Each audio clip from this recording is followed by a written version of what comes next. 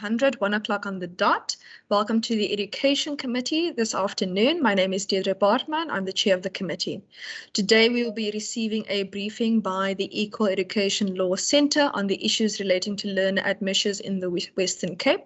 We will also be receiving a briefing from the Western Cape Education Department on the mathematics and language strategy, as well as aging of technical teachers in the schooling system, whether the WCED has a strategy to encourage young technical teachers to teach these subjects, and subsection 2, training colleges for technical teachers with regards to teaching learners in schools of skills and special needs schools. The first particular briefing was a request by Equal Education, which I agreed to. The second particular matter is relating to the follow-up of previous resolutions of this committee. Colleagues, I'm going to allow members just to introduce themselves, and then I'm going to allow Equal Education to introduce themselves, and then the WCED. In relation to the presentations, we'll receive the EELC presentation first, followed by questions and answers, and then we'll do the WCED presentation. I just want to note to the WCED, I saw the presentations about 80 slides. I hope we are not going to be reading all 80 slides, and that we are going to speak to the issue at hand instead of going through all 80 slides. Thank you so much. I also would like to just quickly note the apology from member Ferlin Christians for this meeting today. Members, you can introduce yourself. Thank you, Chairperson. My name is Ricardo Mackenzie, and I appreciate your guidance on the 80 slide. Thank you so much.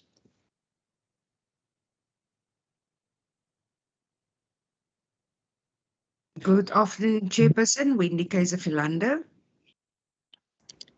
Welcome, welcome. Good afternoon, Chairperson. Khalid Sayed.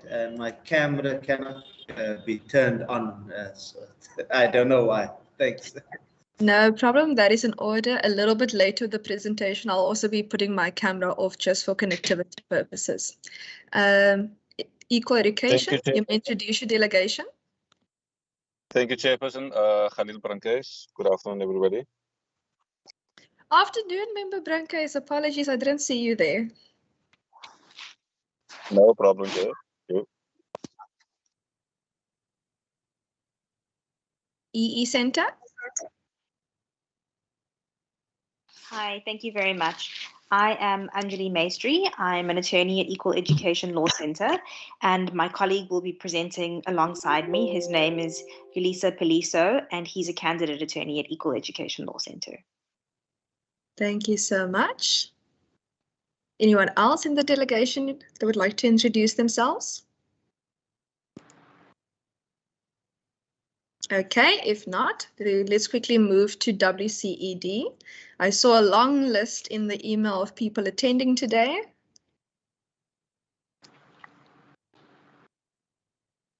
The presentation is going to be led by me. Good afternoon, Chairperson and members. It's Mr. Mohammed, Head of Branch Curriculum Assessment, Curriculum and Assessment Management.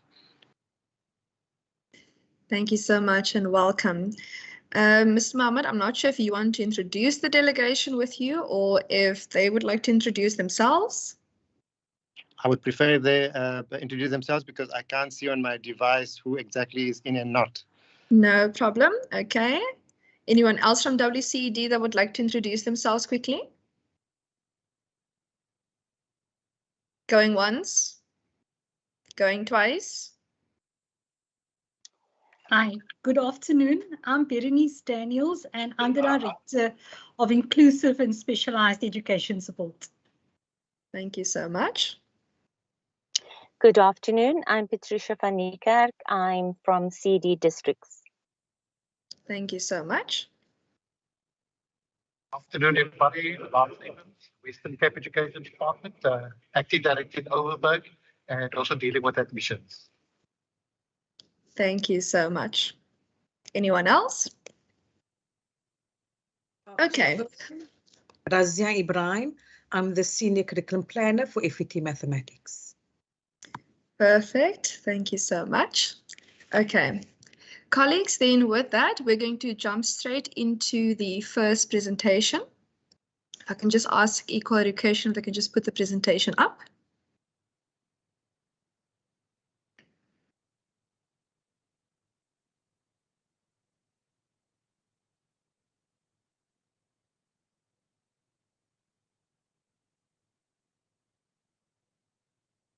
Ms. Maestri, if your colleague could maybe, or if you could put the presentation up. I'm not sure which one is putting it up and which one is. Thank you, and sorry about that. There was No some problem. error on my computer that prevented me from doing that on time. That's it. Let me share my screen and do so. Oh, my colleague seems to have put it up. Perfect. Thank you so much. I'm just going to put my video off also for connectivity. I know some members are also, for example, on their cell phone, so it's for data purposes also a little bit better, but please do go ahead with the presentation. Oh, I see it disappeared now. I think it's Miss Belisa. Yes, my colleague. Yes, she is. She's coming back into the meeting. Okay. Oh, great. Maybe the same thing happened to him that happened to me. No problem. Yeah. Welcome back, Mr. Belisa. If we can just put the screen back on. My apologies, Chair. I'll just do that now. No problem. Thank you.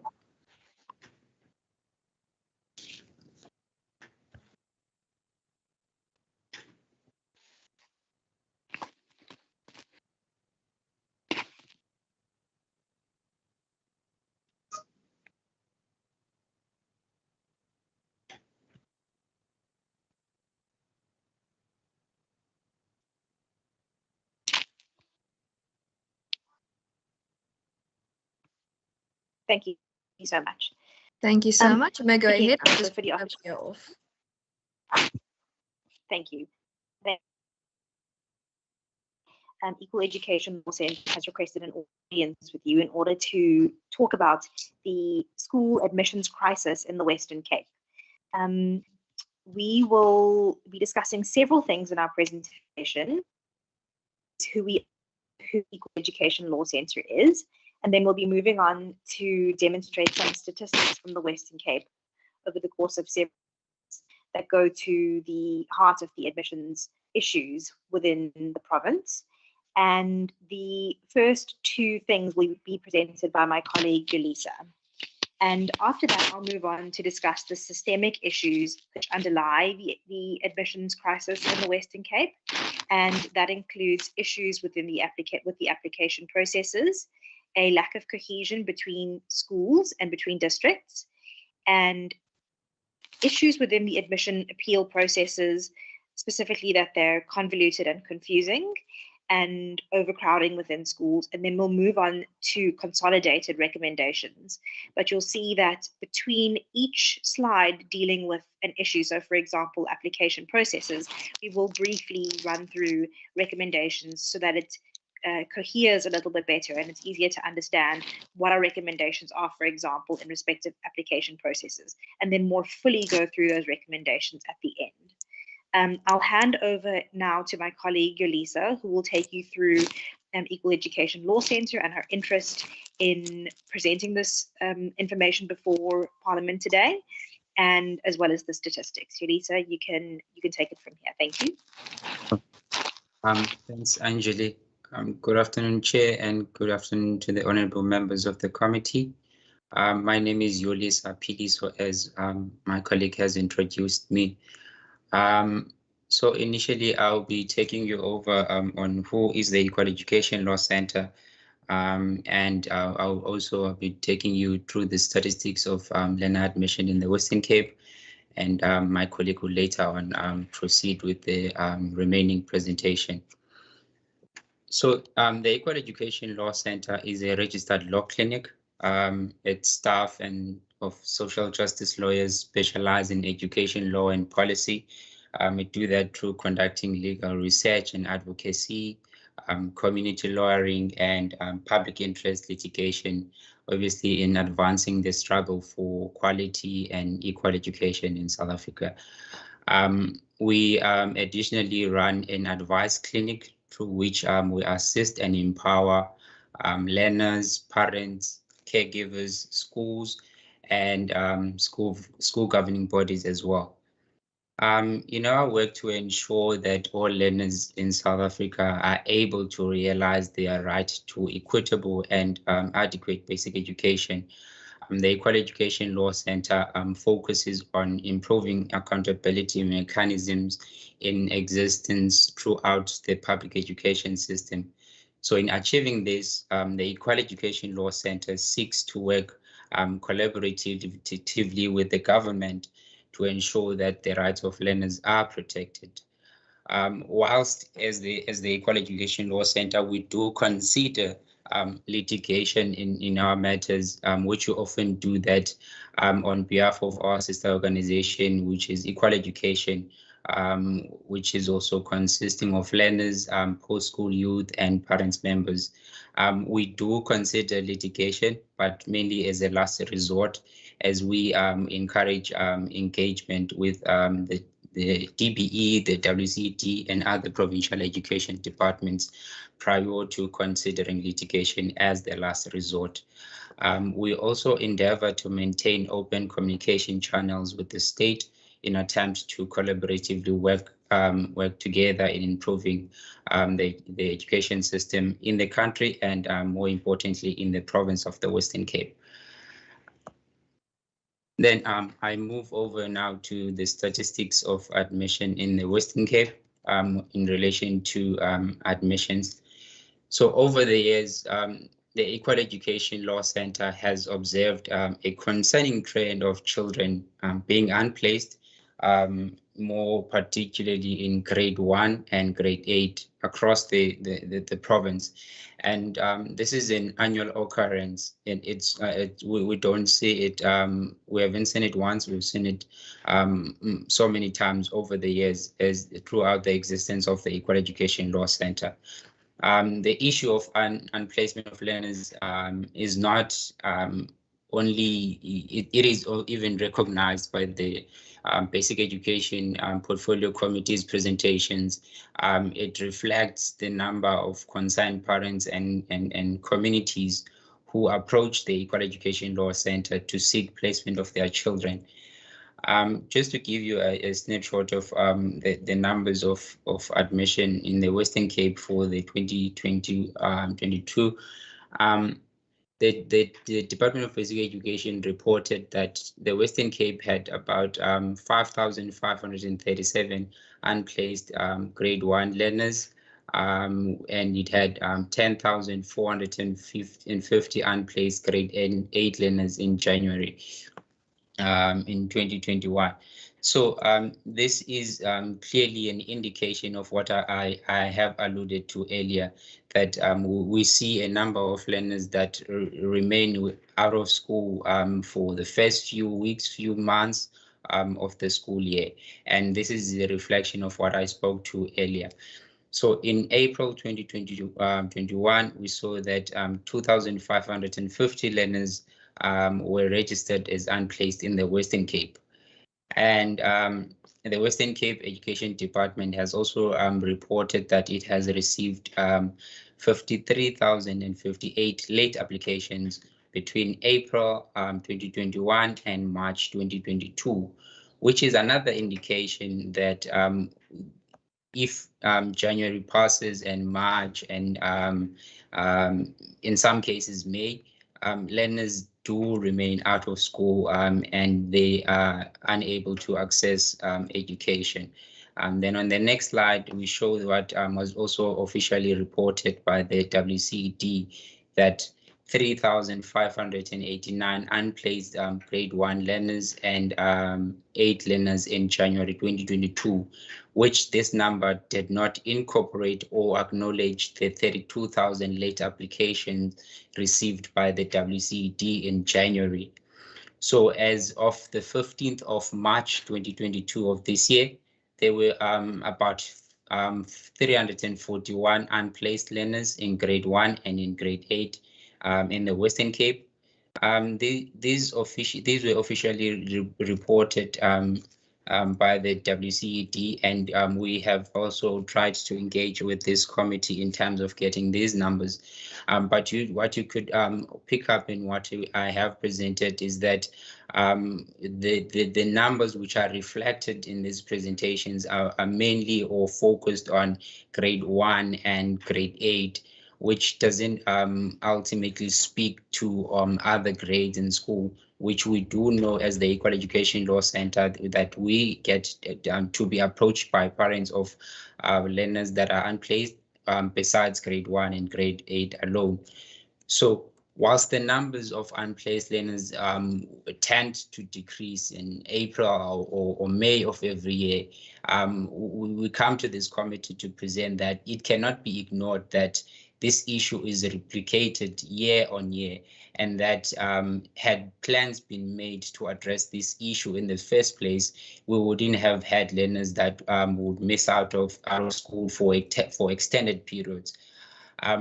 Whilst we do acknowledge that there's difficulty to predict the learner migration from other provinces into the Western Cape, the WCED is quite friendly aware that migration happens every year, and that learners do remain out of school nonetheless, and we don't seem to be getting proper plans from the WCED in order to ensure that this challenge is circumvented and learners do access to school on the first day of this school academic year. Another concerning trend which we saw as the ELC, which is very concerning over the year, is the unwillingness of the districts to assist parents and or caregivers when they approach them for assistance. It's either they get to be told that schools are already oversubscribed, they must apply for the 2023 academic year, and that means that they will lose out to the 2022 school year. And in some cases, some parents do report to us is that they are just merely turned away by the district without any support or assistance. With that being said, we have a group of learners of about 7 learners which have in fact tried to engage with the Metro East Education District in trying to secure placement for them. These engagements might have happened from February, in March, and none of this has gave sort of positive outcome in terms of getting placement for these learners, and this 7 group of learners are still without school or out of school placement. And as a result, as the Equal Education Law Center, we have instituted litigation against the MEC, against the HOD, and the District Director of the Metro East Education in order to ensure that these learners are indeed get placed. And we also address the systemic issues of admissions, which we'll also be speaking to in this presentation. I will now hand over to my colleague who will also be presenting the remaining of the presentation. Thank you. Thank you very much. There seems to be an echo on my side. Could you confirm if you could actually hear me clearly? I can hear you. The echo might be as if 2 persons' mics are on at the same time. All right, well, let me proceed nonetheless. So I'll be speaking to the systemic issues which underlie the reason that children and learners are out of school and struggle with placement and admission. And as mentioned when I did an overview of the presentation, those include issues within the application process, coordination between schools and districts, admission appeal processes, and overcrowding. And the first one that I'll talk about is admission processes. So in the West, I think it's important to just give an understanding to you about how applications works in the Western Cape. And so in the Western Cape, online applications is, of course, the main way which parents and caregivers are meant to make applications for the following, are meant to make applications for school admission in the Western Cape. And what happens in practice is that the Western Cape Education Department announces that school applications for the following year have opened, and they usually announce that about 9 months in advance of that school year. So, for example, applications for the 2023 school year opened this year on the 14th of March and closed on the 15th of April. And so in theory, the fact that we have an online application system is actually meant to make the admissions process easier. It's meant to make it more accessible for parents, and it is meant to mean less administration for schools. Overall, it's meant to improve administrative efficiency and placement. So for example, the website is 0 rated, which means that it is accessible to all persons, including those who can't afford data. Then, on the other hand, for those who are still unable to use an online platform, the Western Cape Education Department has arranged application portals, and those exist, for example, at district offices, or they from time to time have application and admission pop-ups. So those can sometimes be at malls or they might be at schools. And then further, in terms of Western Cape education policy, all schools are actually meant to accept printed physical applications. And that's really important because if they accept the application, then that means that they are also given a rejection. And you'll see later for the appeals processes why it's important to have the application accepted and then rejected. But the difficulty is that it remains a really significant challenge for a number of parents to apply online. So for example, many parents and caregivers who are making the application are just unaware entirely that applications for school admissions should be done online. So, for example, a number of caregivers and parents who've approached the Equal Education Law Centre's offices and whose children are still in place just lack the knowledge entirely that applications for admissions should be made online. And they are also, unfortunately, unaware of the fact that you're able to apply through the district or through pop-ups as and when those appear. And so what those parents do is they proceed to approach schools directly, as has been normal for the many years prior to the online application, before the online application process became mandatory. But like I alluded to, sometimes those schools don't accept the applications, and parents and caregivers are simply told that schools are oversubscribed, meaning that they're full, and the parents are turned away. And they're not advised regarding the other options that are available to them, which is, for example, approaching the district. And then some parents and caregivers are, in fact, aware that online applications exist, but they still don't have the resources or the know-how to attempt to use it. And they also lack information, again, regarding access to admissions that you can make through the district office or through the pop-ups as and when those appear. And so again, for this group of parents, approaching neighborhood schools is the easiest option, given the socioeconomic constraints that they face. So for example, that includes money to travel to the district, for which repeat trips are very often necessary, and money to travel to the WCED pop-ups in the event that they actually know that those exist. In addition, a lot of parents face the additional constraint of being entirely unemployed, and so they live with only the child support grant as income. And so approaching neighborhood schools really becomes the most feasible option. And unfortunately for this group of parents, they are also turned away on account of the schools being oversubscribed, and they are not given the alternative options of approaching districts or pop-ups. So some parents end up approaching the EELC, and that's when they are advised for the first time to approach the district for placement. And officials at the districts often, unfortunately, don't provide what's called an unplaced learner form, and instead provide incorrect advice. For example, telling parents to apply for the following school year, which it means that children are out of school for an entire year, which is significant. I think we have 45 minutes for the presentation, and so I think I do have time to take you through real life examples, which I think are really important to illustrate and to air, and as they provide better insight into the difficulties that parents face, and they also, of course, give parents and learners a voice. The names and information, of course, are anonymized in compliance with legal practice ethics and also POPI. Yes, Ms. Maestri, before you go ahead, there was actually something I wanted to just highlight to you. If you are going to use real life examples, just perhaps use person 1 or person 2 when you use the examples, just so that that information is not aired live on YouTube.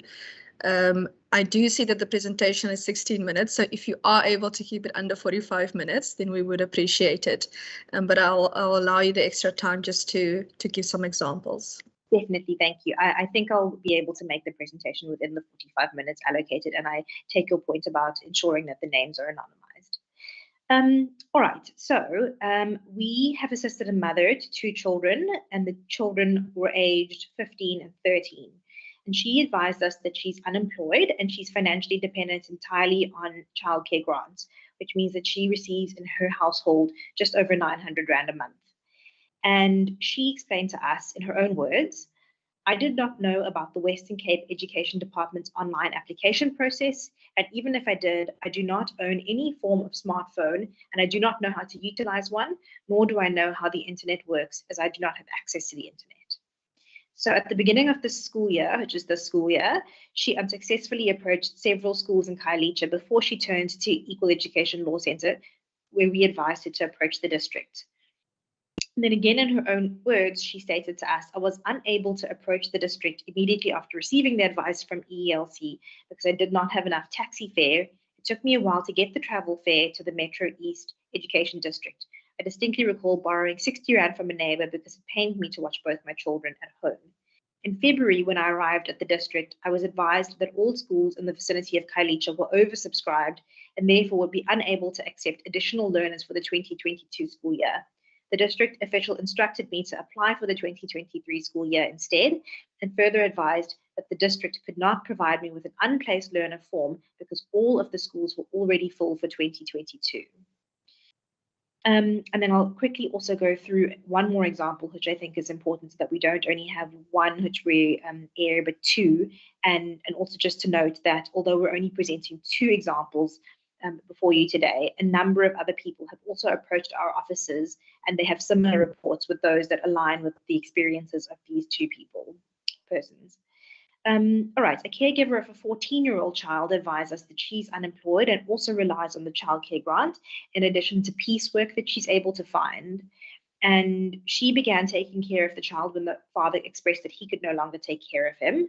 She approached a number of schools in January and February 2022, so this year, and then proceeded to the Western Cape Education District head office in Cape Town, so all the way from where she lives within the vicinity of the Metro East District, and went to the head office in Cape Town, where she was then advised to go back to the district office.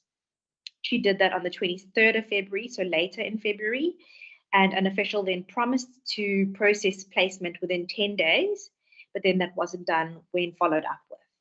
She was then advised by us to approach the district again in order to ensure that the child was recorded as an unplaced learner, so filling out an unplaced learner form, which is necessary to do in order to have the correct procedures unfold. She then approached the district and was told again that she couldn't be assisted. And in her own words, she says, the district official who was assisting me stated that the district was no longer administering placement for the 2022 school year, and I was instructed to rather wait until the 2023 application process began and apply for the 2023 school year instead. The district official sentiments indicated that I should abandon my search for a school placement and then I won't say the name of the school, and rather accept the reality that he would miss the 2022 school year. And as mentioned, it's 2 people whose experiences I'm airing here today, but this aligns with a lot of the experiences which we have recorded at Equal Education Law Centre's offices. And then to just briefly take you through the recommendations which we think would help in respect of this. Firstly, we think that effective administrative systems need to be developed for the receipt and processing of applications, whether or not the application was made online or whether or not it was made in person.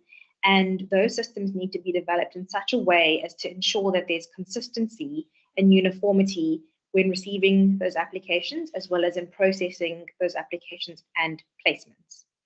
And there also needs to be adequate support and resources in place throughout the application process, particularly support and resources that fills the gap that's described by our parent accounts, which is that they're unable to access the online application system, and they're unaware of the fact that they are able to do those applications through districts and through pop-ups.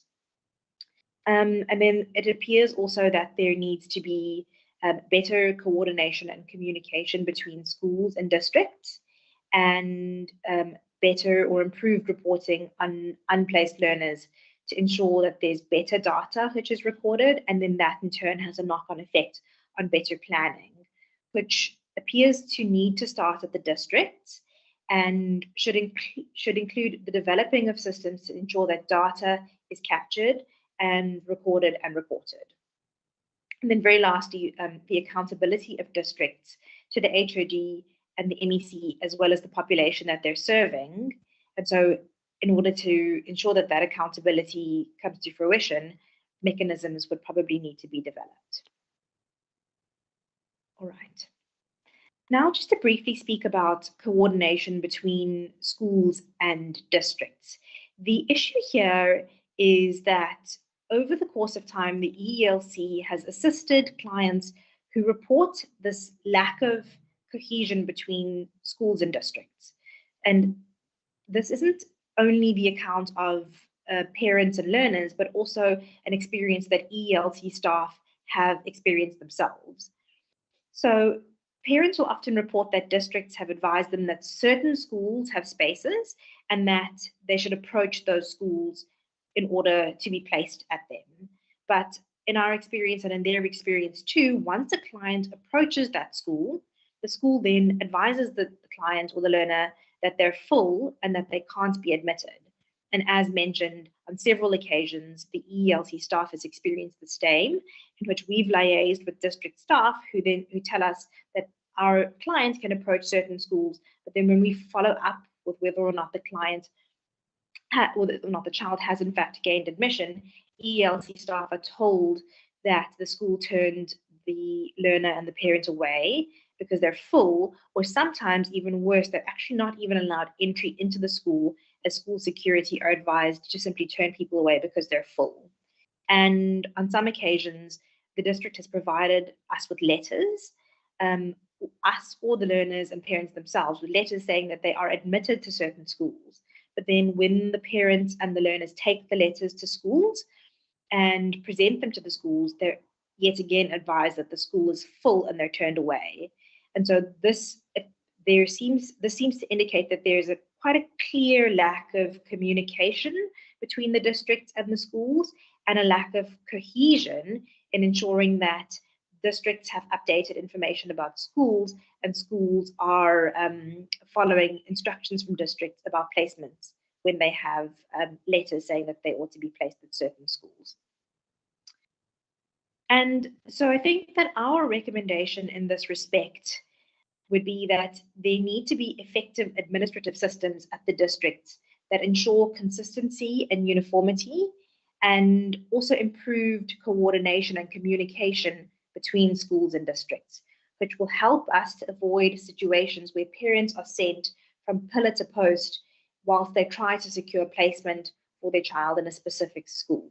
So for example, instead of the district telling a parent to approach a school as the school has available space, but the school then ignoring the client, the district should communicate with the school and, like I mentioned earlier, perhaps issue binding instructions that the school has to follow.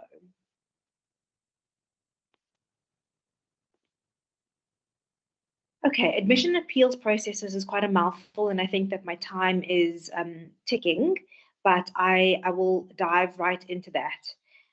The major issue here is that the Schools Act and the admissions policy allows for parents to lodge an appeal with the MEC against the decision of a school where that school has refused a learner admission. But two things are of concern in this procedure.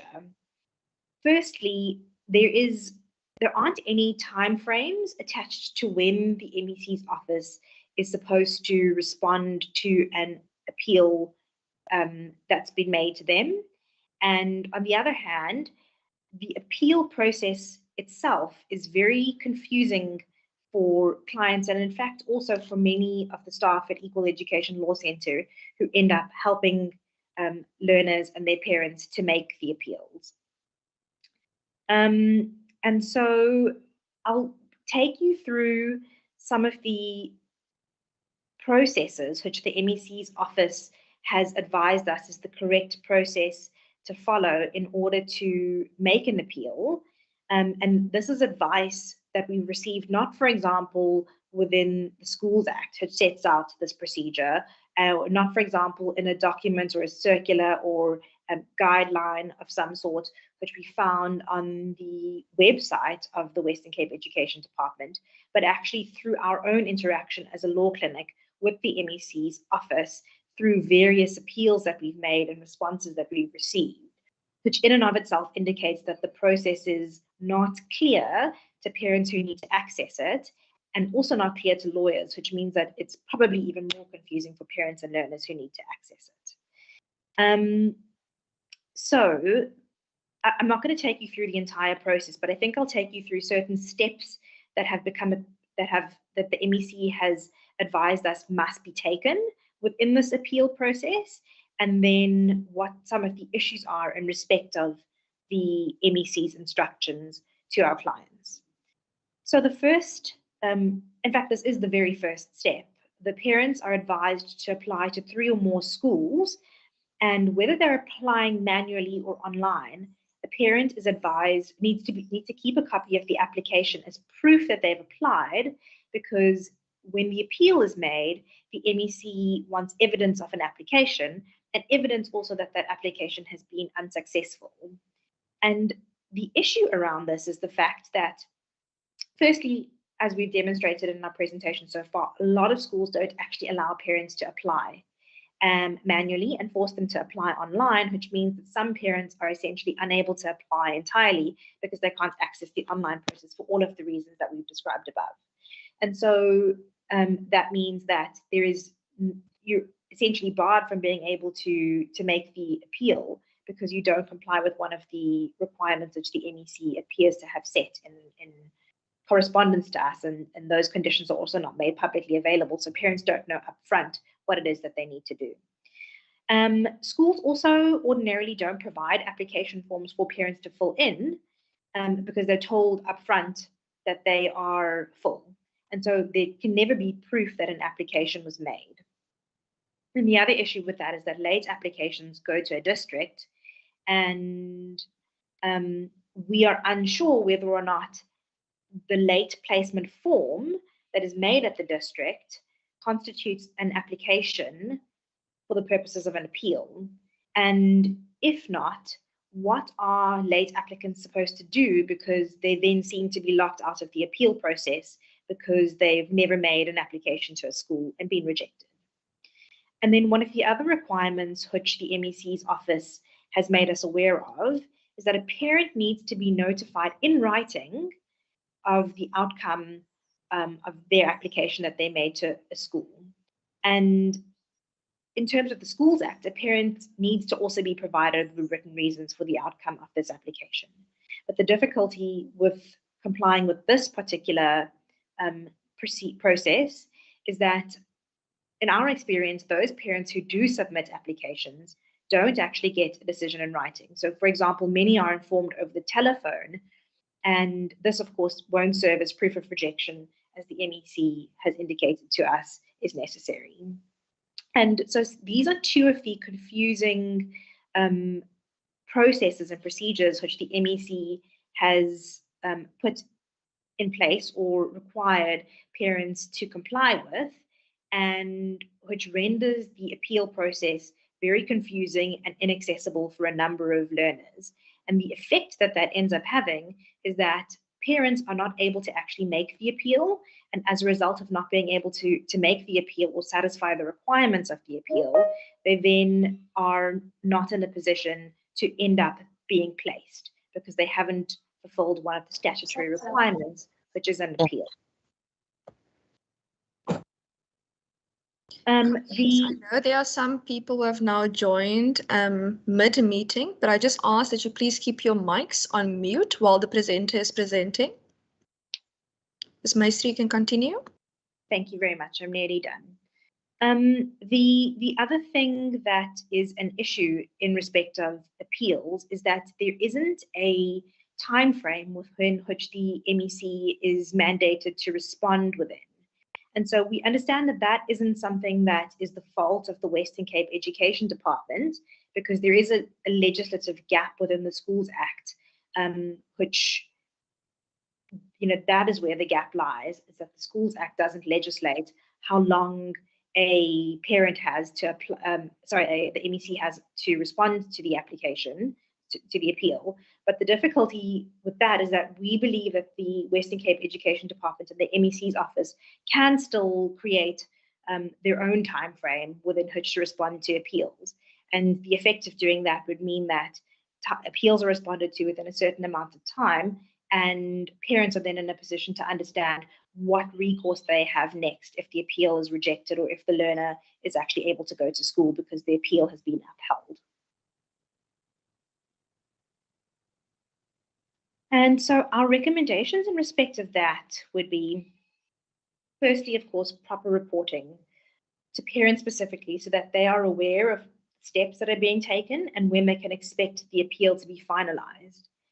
So, for example, some parents might be able to or might try to apply for their children to go to low-fee independent schools or independent schools in general.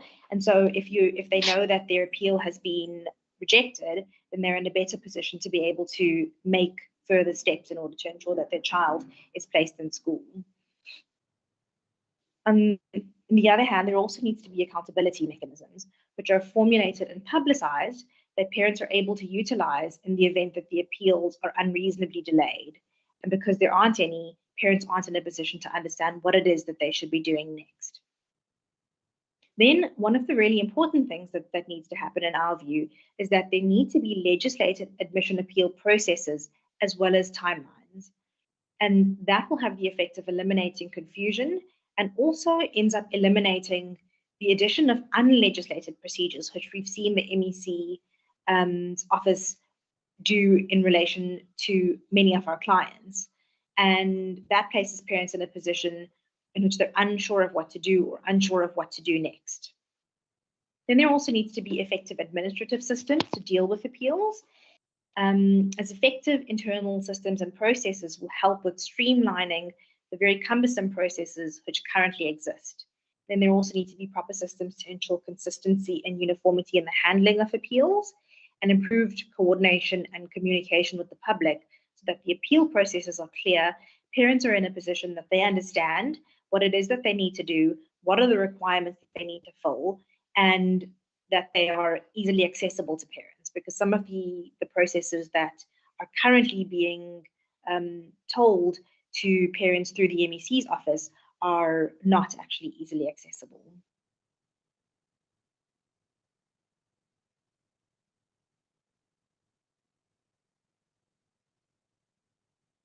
Thank you so much. Ms. Maester, I just want to find out if the presentation's then completed. Sorry, it's going through the slides again. Yes, sorry. Somehow or another, they ended up back at an earlier slide. I have two more things that need to be said, and I think that I'll be able to finish quite shortly. Okay, then the next issue that is quite a systemic issue and which leads to children not finding placement in schools and being out of school for a long time is overcrowding. And so on a superficial perusal of schools and learner enrollment in the Metro East District, it's become clear to us that overcrowding is quite a significant issue in the area. So according to information on the WCED website, which we found, and assuming that there are proper teacher allocations to the schools that we looked at on the WCED website, one primary school in the Metro East District, which we looked at, has 2,100 learners and 39 classrooms. And so that results in an average of about 53.8 learners per classroom. And just for the purposes of saving time, I won't go through the other statistics that we calculated based on information on the WCED website, but it does point to worrying numbers of learners per classroom, including 44 and 47 in other schools. And the fact that schools in the Metro East district are overcrowded, I think, is quite a clear indication of the fact that there are insufficient schools within that district to begin with. And that in turn leads to learners not being placed. And that also aligns with a lot of the parent accounts that we've been receiving, which is that they approach schools and they're turned away. And so every year, the EELC receives inquiries from parents who approach schools in the Metro East area, and they're told that these schools are oversubscribed, as mentioned. And parents then have to spend large amounts of money to pay for transport for their children to attend schools in other areas. And that's quite problematic for many of our clients because, as pointed out, a lot of the client accounts that we've received, parents are unemployed or they're relying solely on childcare grants. And so it's a significant portion of money that they need in order to pay for transport for their children to attend schools in other areas. And so what has become apparent to us also over the years that we have been working in this area and assisting people within the Metro East district is that the population of the areas that fall within this district appears to be growing year on year, but access to education in the areas remains an issue. And so Section 3(4) of the Schools Act says that if the MEC isn't able to comply with his or her statutory obligation to provide enough school places for all children in the province due to a lack of capacity, he or she needs to take steps to remedy this as soon as possible and furnish the minister with an annual report on the progress. But to our knowledge, there don't seem to be any reports that exist which detail the Western Cape MEC's plans and progress in this regard. And so the lack of publicly available information pertaining to how the MEC will be improving capacity and therefore improving access to education in this area is quite worrying to us and doesn't instill too much faith in the fact that the WCED will ensure that next year and in years to come, this issue in respect of school placement and admission to schools is resolved. And so, of course, this presentation is part of our effort to ensure that these systemic changes are made for the future and hopefully that we don't see this issue repeated. I have one more slide to go through, which is our consolidated recommendations, but they've actually, just for the interests of time, I wonder whether or not you'd like me to still go through that slide, given that I've actually gone through the recommendations after each slide and issue was presented. I think if it's consolidated, then it's not necessary. We did receive the slides previously, and you have gone through the respective recommendations. I do see, I think the slides you've showed are a bit updated than the last ones we've received.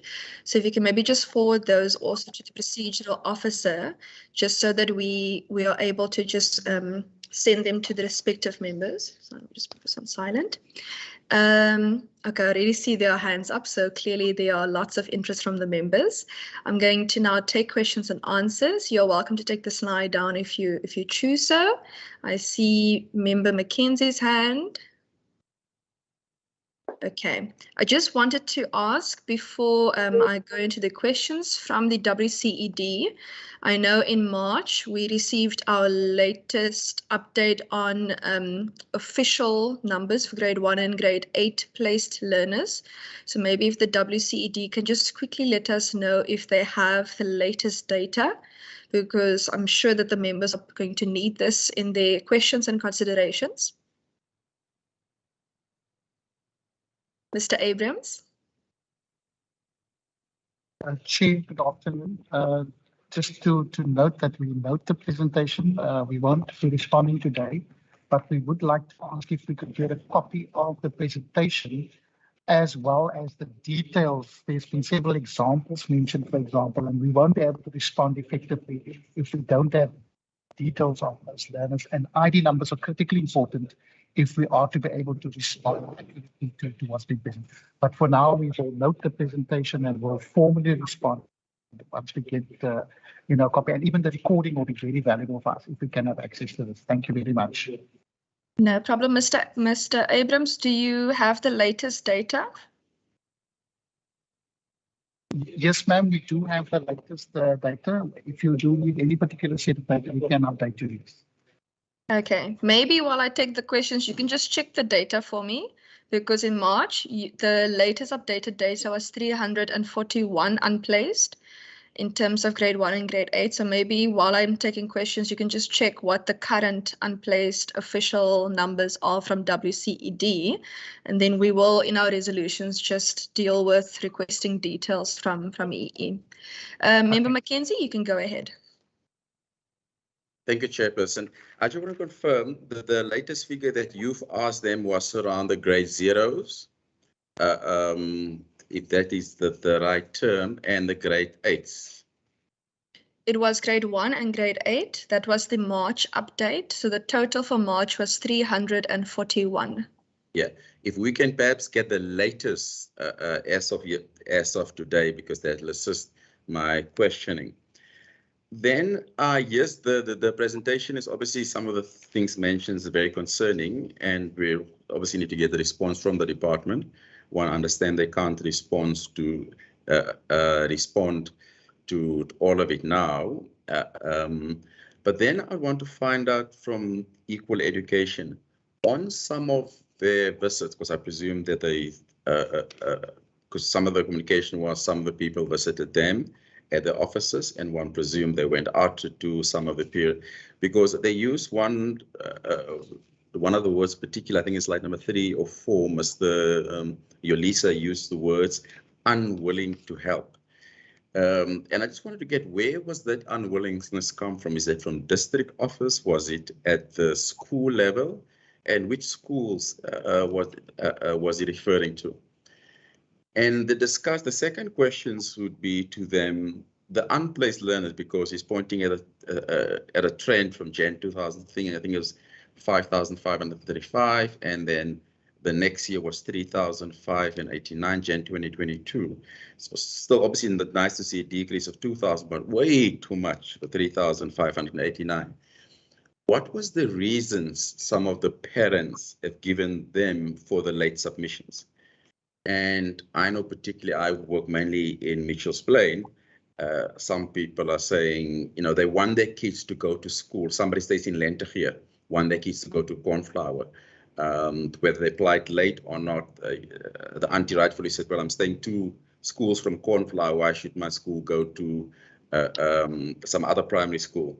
But what was their encounter with some of the reasons that they've given? And what was the feedback from the provincial department? I know that it's talking about a court case, and one can understand there's some issues happening there. And some of the questions are, well, naturally from the department. And then one of the questions that I noted, it's from the department. In the admission process, because we do see, as it was mentioned by Equal Education, there is a trend. What program does the department have in place to ensure that some of these parents are being helped? And what is the communication mechanism? It's obviously nice if the department goes to shopping centers, etc. But how do they communicate to the parents to ensure that people pitch up at the center?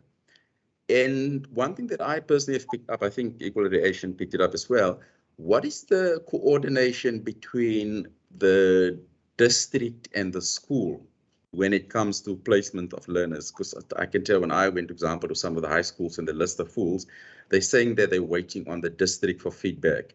How do they communicate to say school A, there's a place in school B? What is that? How does that structure work? And what has been done to improve the communication in the department? Now, the last question, Chair, I can leave it to other people as well.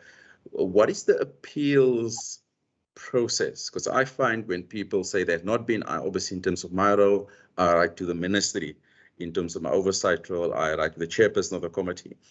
How can parents easily access their appeal mechanism to ensure that they either know by year end or by the beginning of the year what's going to happen to the child, whether grade 0 or grade 8?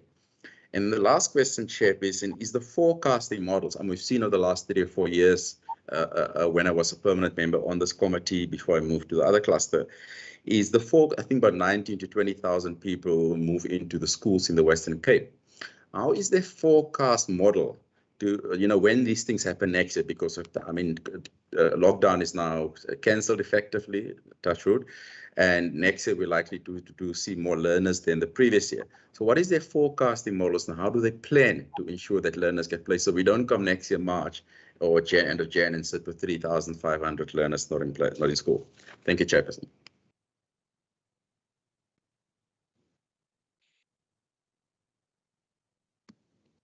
Thank you so much. Member Syed.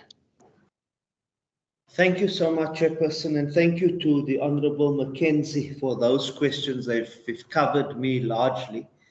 But also let me thank Equal Education for coming forward. I think we need to encourage this, Chair, where non-state actors are actually coming forward and sharing their experiences and expertise with us, because this actually informs our oversight. Chair, just to I firstly want to express that, look, it's extremely worrying what we are hearing. And this is exactly what I pick up on the ground when interacting with parents, when interacting at schools. My first question is, and I think the WCD would also need to answer, but let me first ask from the NGO, from Equal Education. The fact that you have said that there's no plan, WCED doesn't have a plan available in terms of the issue of planning for admissions and for the influx and that type of thing. Can we get a sense from Equal Education as to what do they view as the kind of plan that WCED should actually be having? Do they have an alternative? Do they have an approach that should be taken in that regard? Perhaps WCED can also speak to that as well when they respond as to what is the plan? Is there thinking around having some type of a plan? Then, with regards to what was mentioned by Equal Education about the lack of a WCED plan also to respond to the placement challenges, just wanted to get a sense as to, it's still linked to that. How long will it take the WCED to actually prepare a concrete plan that can be presented to us? I think that for me. And then on slide number, from slide number 9 to number 10, would like to know, this is my final one, is what is the cause for the lack of uniformity and cohesion between schools and districts from the perspective of Equal Education? And then also if WCED can also speak to that. Thank you.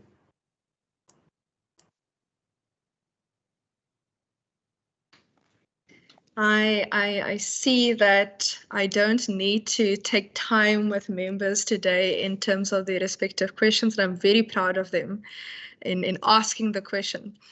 So there's still enough time. I'm just going to put my questions then also now. I wanted to find out the examples. Obviously, there's more than the 2 or 3 examples. And I wanted to find out from EE, do you email these examples to the department? Do you report the cases that, listen here, Deirdre hasn't received placement yet. She applied on the 1st of January. The deadline has passed, maybe it's a late application or there's still time. Deirdre has struggled to apply or she wishes to appeal. Do you email those individual cases or do you simply monitor that? And then on the applications, outcomes and appeal processes, and this is probably something for the department. I just want, I know maybe Mackenzie spoke about it, but if the department can just talk us through how they deal with the appeals process, just so that for those who are perhaps online on YouTube or sitting at home watching and listening into the committee can just understand, how does the appeals process work? Like, who does Deirdre email? Who does Deirdre speak to? Who does Deirdre phone? Where can I find the information? And then I think in terms of the overcrowding, there was a concern regarding infrastructure and the building of schools. If I remember correctly, and I think this falls under budget committee with a different cap on now in terms of the reporting of infrastructure, because all departments do publish in writing the infrastructure that they'll be building in a MTEF period, which is 3 financial years, every single MTEF year. And that has been published for the new financial year during the budget cycle. I do know that the Provincial Minister of Finance has indicated that they will also be tabling separate infrastructure reports now to Education and Health and Public Works committees, which will likely be changing names a little bit. But I do think perhaps we need to ask Provincial Treasury if they can maybe, with the Department of Education, just assist us with some of that extra information. Member Mackenzie, is this you forgot to add something to a question you've already asked, or is it a new question? You're putting it diplomatically. I just wanted to ask my final question, then I know I'm done. Okay. I just want to find out from Equal Education back practices, because obviously they've, I presume, traveled to other provinces as well, particularly when it comes to placements of learners, whether grade 0 or grade 8. What is the experience in terms of best practices, and how can we improve it in the Western Cape? Thank you. Thank you so much. Ms. Maestri, over to you, and you can allocate it accordingly. And then for the WCED, I will allow any answers that you wish to supplement after that. Thank you. Thank you. I actually have team members of mine who are shortly due to leave. And I wonder whether or not before they are leaving, whether or not they'd like to contribute to any of the answers. And specifically, Yolisa, who has to leave quite soon, and a question was directed at him. So I'll hand over to them and then take over after that. Thank you, Anjali. Thanks for the question from the members of the committee. Before I proceed to answer some of the questions which are directed to me, I would like to also clarify, because when I initially made the presentation of who we are, it was very important that we present ourselves as the Equal Education Law Center, because they tend to be misconstrued in terms of whether are we Equal Education or whether we're the Equal Education Law Center. So I just wanted to clarify that we are the Equal Education Law Center and not the Equal Education, which we work closely with. So first, the question which was directed by our Honourable Member Mackenzie, and whether the willingness is directly coming from the schools or to in the district, more in relation to the litigation case which was asking about. So what we normally do, which is the modus operandi of the Equal Education Law Center, is we receive clients which are through the advice clinic. We advise them, because mainly our role is empower and be able to get the clients to know what their rights and what they can do. So we mainly refer them to their nearby district education for them to be assisted. So even with the case that we have at hand, we were approached by this group of clients which they were seeking placement for their children, and we did as we do. We referred them to the Metro East Education District. They tried to engage with the district officials, and as I presented, they were not really provided with adequate support or assistance, as even in some cases then they were told that they should rather apply for the following year, which that is not an adequate support which one was requesting. So initially, after we had clients coming from the district and not having been assisted, we do engage on their behalf with the district officials, and in some cases we escalated further to the head of department as well. Even in this case, that is what we've done. We've engaged with the Metro East Education District officials, and the response wasn't forthcoming in terms of trying to place these learners as they remain at home even as of today. And we took it a step further when we saw that the Metro East district officials were not responding to us. We then took it to the HOD and the MEC, and unfortunately the response there wasn't forthcoming as well. So that is why we said when we were presenting it at first that as much as we do consider litigation, but it is of last resort, as we mainly try to engage with the provincial education departments and even with the Department of Education. Anjali, you can proceed to answers to some of the questions, and I think I have responded to that question which was presented by Honorable Mackenzie. Thank you very much. Before I go into some of the things that I've written down and some of the responses to that, I'd just like to ask whether or not my colleague, who is the only colleague of mine who's still remaining on the call, Tseho Pala, whether or not she'd like to respond to anything, and then I will then move on to doing the same.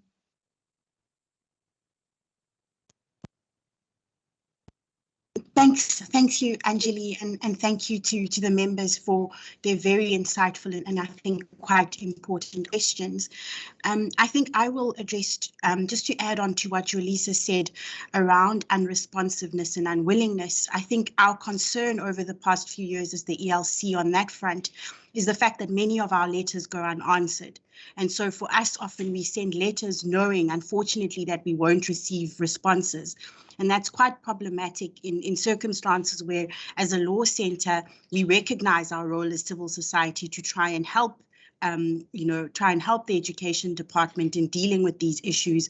But where matters go unanswered, there simply is nothing we can do except to resort to litigation in order to try and have learners placed. In many instances, for example, last year, we had a group of learners in the Metro East who simply remained out of school for the whole year, despite our pleas for assistance. And so this year, that's why we were then brought to a point where we then had to litigate. And so I just wanted to round up on that issue about unresponsiveness, where you write to the HOD, write to the districts, write to the MEC, and simply are, for lack of a better description, simply put, factually ignored. On the issue of a plan and what could be done better, I think that before one even ventures to what the plan looks like, one needs to look at the capturing of data. And sadly, what we see through our clinic is that a lot of, we get a lot of numbers about how much are the number of unplaced learners within the Western Cape and within specific districts. But sadly, those numbers are not, with respect, we believe, accurate, because we know from our clinic that many of the clients who come to us are simply not registered on a central database, are simply not put on unplaced learner forms. And so one then begs the question of what are these lists being based on if in fact parents and learners are not being recorded.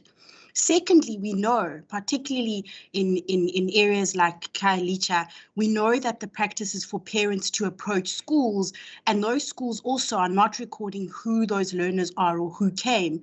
And so the reality is we believe quite a number of learners who are not being recorded and who are not being tracked. That then, of course, has an implication or an impact on one's planning, because if you don't have an adequate indication of the problem, then you can't plan adequately. And so we think that the first stage of planning is having centralized systems, centralized databases, and a clear system, both for schools and for districts, on how we track and keep the numbers of unplaced learners. Without that, you simply can't begin to say that you're even planning, because what are you planning for? We've also in the past asked for plans and tried to see a plan and have not, and again, this has not been forthcoming. And so it's very difficult for one to then in those circumstances sit and say, well, we think X, Y, Z should change in the planning.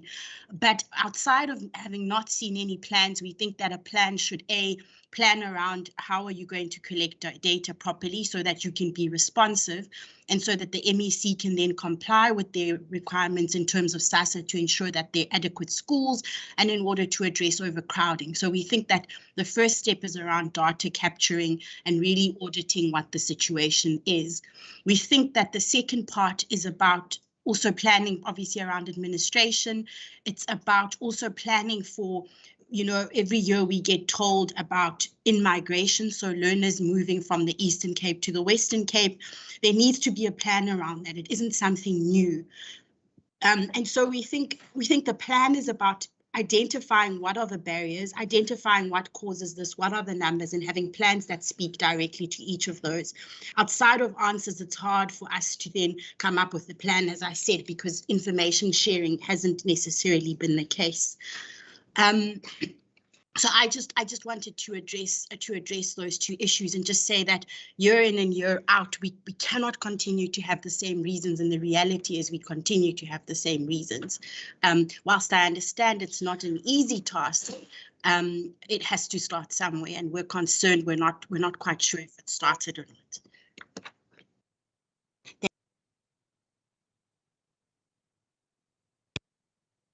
Member side, I just want to check, is that a point of order? No, that's a follow-up question. Okay, I'm just going to allow for the first questions to be answered, and then I'll take a follow-up question from you. Ms. Maestri, if there's any other questions you would like to deal with now, the answers. Thanks. I've just gone through what I think is left from the questions that were posed to us. One of the questions that I think was proposed to us was the reason that late applications are made by parents, if I understood that question correctly.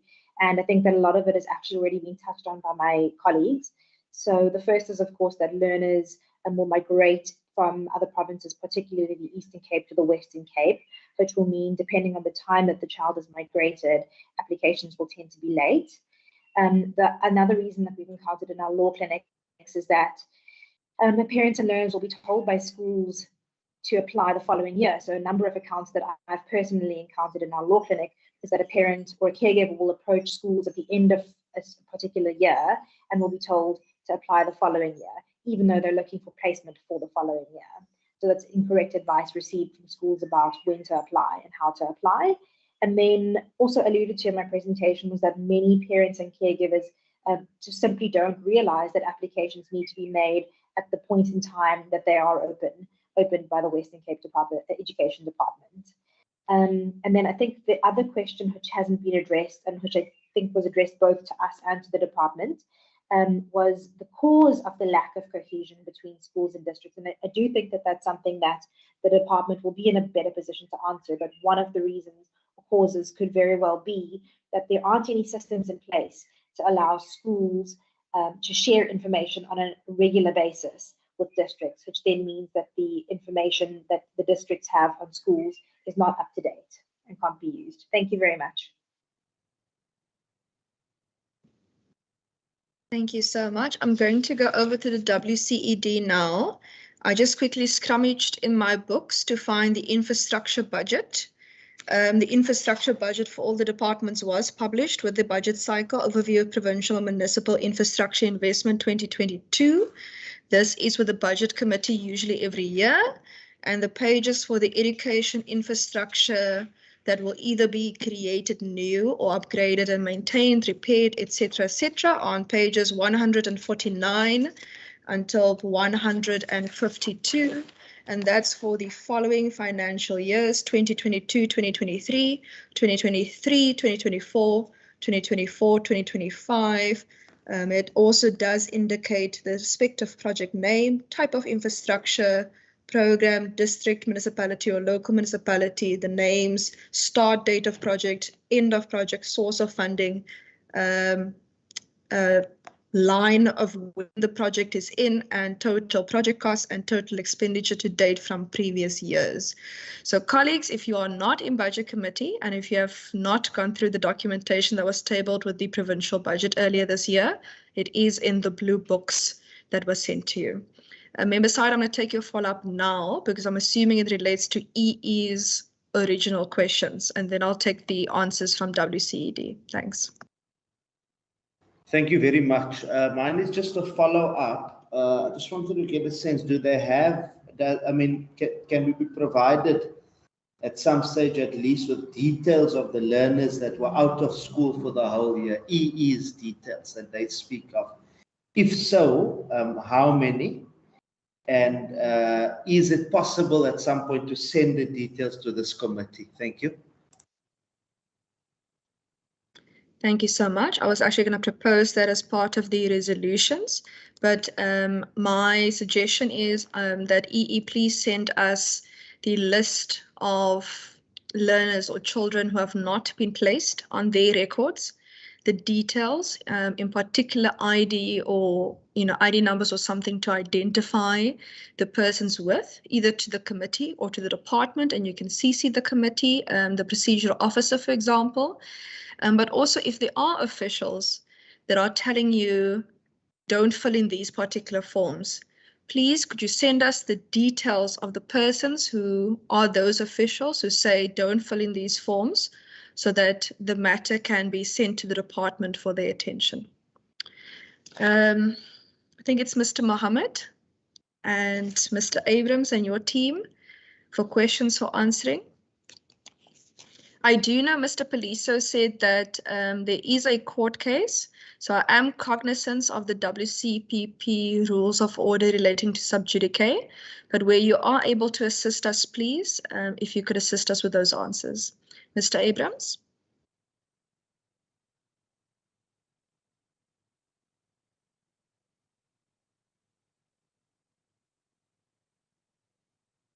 Mr. Abrams, you're on mute.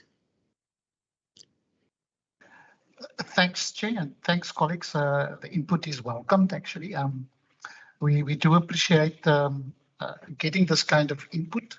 We certainly welcome if we get all of the details that the WCD will respond in full, because we can only do so once we know the specifics of which learner, where, when, who was corresponded to. I would also appreciate if we could get a list of the correspondence that was sent by Equal Education to the HOD or any of the WCD, so that we could also look into that and see why there was no response. We're very scrupulous about responding to all correspondence that do come our way. Just a comment in terms of a couple of things. One, the WCD has managed exceptionally well, in fact, to deal with thousands of learners in terms of admissions, covering and supporting those learners to get placed. And given the circumstances that up to 18,000 learners on average are new into the system every year, the fact that we've managed to do so and place all of these learners every year, you can think for yourself, 18,000 plus is 18 schools which must be built in a year. And of course, no system is able to do that. And so how we managed to do that is literally thanks to the hard work and dedication of the district and head of officials who go out of their way to find places for those learners. And we also have to add that parents decide to come to the Western Cape. We don't have control over that. When they come also, many of these unplaced learners are late applications. Despite our best efforts at advocacy, and we have a wide and extensive advocacy campaign, we cannot control when and where parents will come to the Western Cape. But despite that, the WCD has done tremendous work in placing all of those learners, and we welcome any organization to notify us where there are unplaced learners. We've done so successfully at the beginning of this year and for last year, and all of those learners have been placed in schools. But if you do know of any learners, we can't help if we do not have that learner's information. We successfully proved that in court last year, and so we will again ask you to provide us with that information so that we are able to assist those parents. Our approach is very simple. We want to get every learner into a school because they have the right to access basic education. And that's what our teams at the district and head office have been doing successfully and will continue to do so. So that commitment is there from our side. I can't speak to many of the other details this afternoon. My colleagues in infrastructure will be better suited to respond to those questions, but we will take all of the questions. There were too many for me to have noted all of them, but a copy of the recording, a copy of the questions you've asked, and any correspondence we are preparing and will prepare for you a detailed response to each and every one. And we again want to extend our willingness and our support to any organization that is helping learners to get into school. From our side, any district and head office, our doors are open, our emails are open, and certainly, I just wanted to add, someone said that parents had been applying, had gone to schools, etc., etc. Personally, and the officials that we work with even help parents by calling them back and doing the application for them on the system. We've created many opportunities for parents who cannot access the system because they do not have the technology, either at the school, by telephone, any which way in which we can, to make it easier. And if all else fails, there is still the school. But we really want to make the system work for the general public. That's why we've put it in place, and we believe that it can. Over the past 2 years, the number of parents that have successfully used the application, and we must really look at the facts and the figures, have been in excess of 85% and up, who actually applied on the system themselves. And it's been a phenomenal achievement.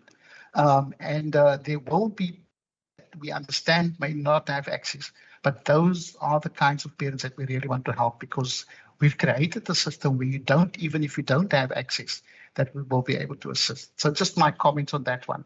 Again, welcoming your inputs, and please send them to us so that we can respond more formally. Thank you. Thank you, Mr. Abrams. I do think that irrespective, I know that there's a court case going on, but irrespective of who the stakeholder is, I think everyone here today agrees that the interests of the child is the most important before us.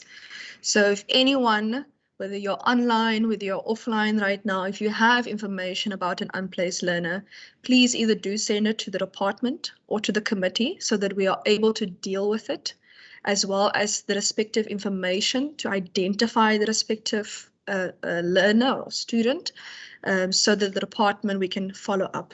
I know I know Member Syed also does so. We send quite a number of queries to the department, and from my side, I can say that I've always received quite speedily response. But we still have much to do within the education sector to make sure that no one gets left behind. I myself am a big proponent of the digital economy, but unfortunately with the COVID pandemic, not everyone was able to also make use of that particular digital economy and move in that particular regard. Mr. Abrams, the one question that was unanswered was just if you could talk us through the appeals process. Just how does that work? Does someone email you? Do they phone you? Do they go onto the website? What happens there? One concern was also that when you do the application or when you do the appeal, that there's not necessarily an outcome. So, when you apply for a bank account or, whatever, usually you get maybe an SMS or an email to say that your account is now live or your application submitted. And if you apply for a job, sometimes you get an answer back on a letter to say your application is successful or your applications are not successful. These are the reasons. And sometimes even, like, for example, in court processes and things like that, you can even have things like this is how one does an appeal. So in that particular process of applications, if there is an outcome on a letter or something, on an email or an SMS perhaps even what could then be included is perhaps in the SMS or the email, it can be said, if you're unhappy with the outcome of this communication, this is the process you can follow. But if you can maybe just speak us through the process and whether such things are in place. And I just wanted to ask a question for you, Mr. Abrams, as well, follow up. EELC indicated that some of the parents are struggling with transport to the respective application centres or the district centres. Is it possible, I know that in transport and public works, there's the blue dot taxi, and during COVID there was even the red dot, so that our frontline workers are able to get to work and not need to worry about transport and traffic and getting up early and going to bed late. So is there a way that we can maybe even speak to the Department of, I think it's Mobility now, to ask whether it's possible to partner with the Blue Dot Taxi or something like that, so that parents who wish to go to a school to apply for something have the ability to do so. But it's just a suggestion, maybe if you can guide us in this regard. And then I see Member Mackenzie's hand. if I may. Yes, Chairperson, can you get... Mr. Abrams, I'm just quickly going to take Member Mackenzie's hand, just so that you don't have to go back and forth between all of us. Thanks. Yes, Chairman, I just wanted to get clarity on that particular point. I think that's what was related to my first question about the process. Must a parent go to the district office, or can they go to their local schools to do the appeal process? That's what I'm trying to understand. Thank you so much. So, Mr. Abrams, just talking us through the appeals process, how people get outcomes, where they get the information from, and whether we are able to maybe think about partnering with Department of Mobility regarding assisting parents with transport to the respective schools. Thank you. Chairperson, I'm not in the MEC's office. And also then just to indicate the appeals process is not an online system. Rome wasn't built in the day. We're gradually getting there. So officially the appeal is to the MEC for education. The parent simply writes a letter indicating that they wish to appeal the outcome of the application to a school. There is an email address, there's an address on the website. And it's a hard copy letter or a faxed or copy letter which gets sent to the MEC's office, and the MEC will then engage and get the details of the process and engage with either the school or the district to ascertain what has happened in terms of the appeal, and then a formal letter gets sent to the parent in terms of the outcome of the appeal of the MEC.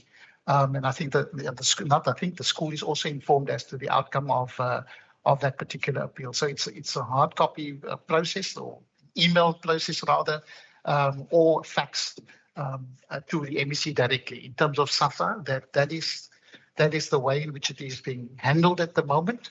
And generally it happens after the admissions process has been concluded. And they obviously also what happens is, you must understand, after the first part of the admissions closes, schools fill up the places, and if a parent's applied to more than one school, some places open up.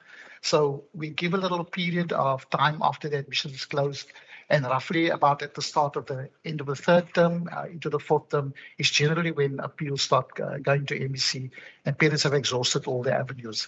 So it's a written letter which is either faxed, emailed, or sent to the MEC's office. The MEC will process that, get the facts and figures, and then reply formally to say what the outcome of the appeal is. I can add that we are looking to move this to an online process, whereby the parent can then access it 24 hours, 7 days a week, without having to travel to any particular place. The online admission system actually makes it available, would make, and currently does make, the application process available so that the parent can apply from anywhere where they have access to the internet. And we know that there may be here and there some challenges, but we're looking at how do we make it more accessible in terms of libraries, using hotspots, or if you've got a cell phone, or actual work. And before, the only option that the parent had was to go to a school during when the school is open and closed. But yeah, that's the official appeal process. We are moving that process online within the near future. And that will, again, also increase it. Then the parent doesn't have to travel to any particular place. Perhaps your nearest school, or your nearest library, or your nearest place where you can access the internet or send an email would be the fastest way to get the appeal to the MEC's office. Okay, so you don't go to the school, you don't go to the district, you email, you fax, or you send a letter to the MEC. Correct. Okay, correct. So that's the answer. Okay, those are your three options at the moment. And when, how, what is the timeline on working on an online system for the appeals? Is it a year? Is it 6 months? What is the time frame? We are at the final testing stages. It should be ready very shortly, in actual fact. Once we finalize it within the next couple of weeks, we will be ready for this year, in actual fact, with that process. Okay, so next quarter, Mr. Abrams, we are going to expect you to be reporting back then on how fast the process. Member Said? Thank you very much. Mine is just a follow-up, and it's linked to the appeals, but also just the whole issue of learners not being placed, could we possibly get an idea as to whether there's any plan in place to allocate, whether it's more financial resources or human resources, into ensuring that we've got more pop-up stands? Those pop-up stands were quite a good thing. And I mean, I went to quite a few and we welcomed them, pop-up stands at the shopping malls, to actually assist parents with the registration of their learners, especially those that do not have access to computers. Just wanted to get a sense if there's any plan in place to make sure that that can actually be spread in future. Thank you. Thank you so much, Mr. Abrams. And I just want to find out, were you able to find the latest figures for us as well? Yes, Chair, as far as I just got a message to say that all the learners have been placed. There were 1 or 2 new cases that have come out now, but people relocating into the Western Cape.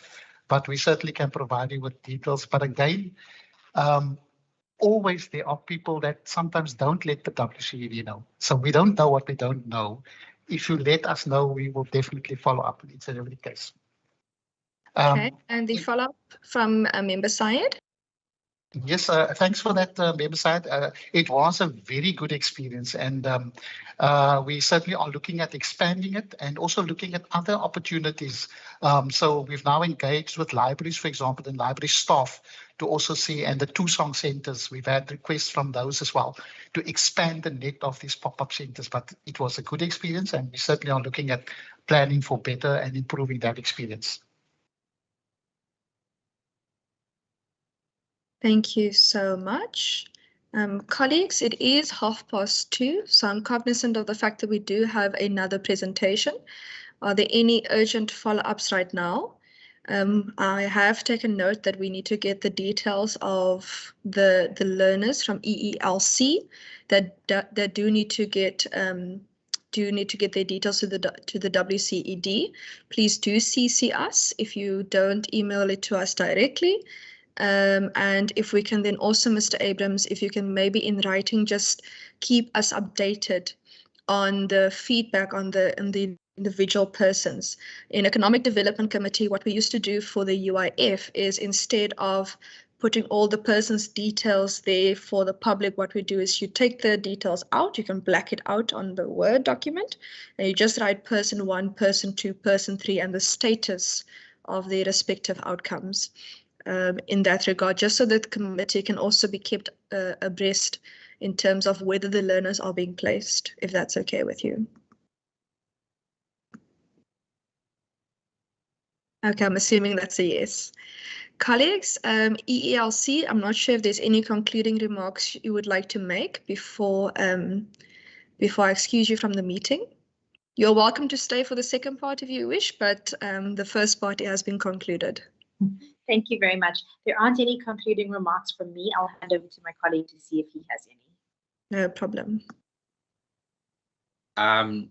No concluding remark on my end as well. But I would like to thank this committee for this opportunity to engage with us in relation to this this issue of admissions in the Western Cape.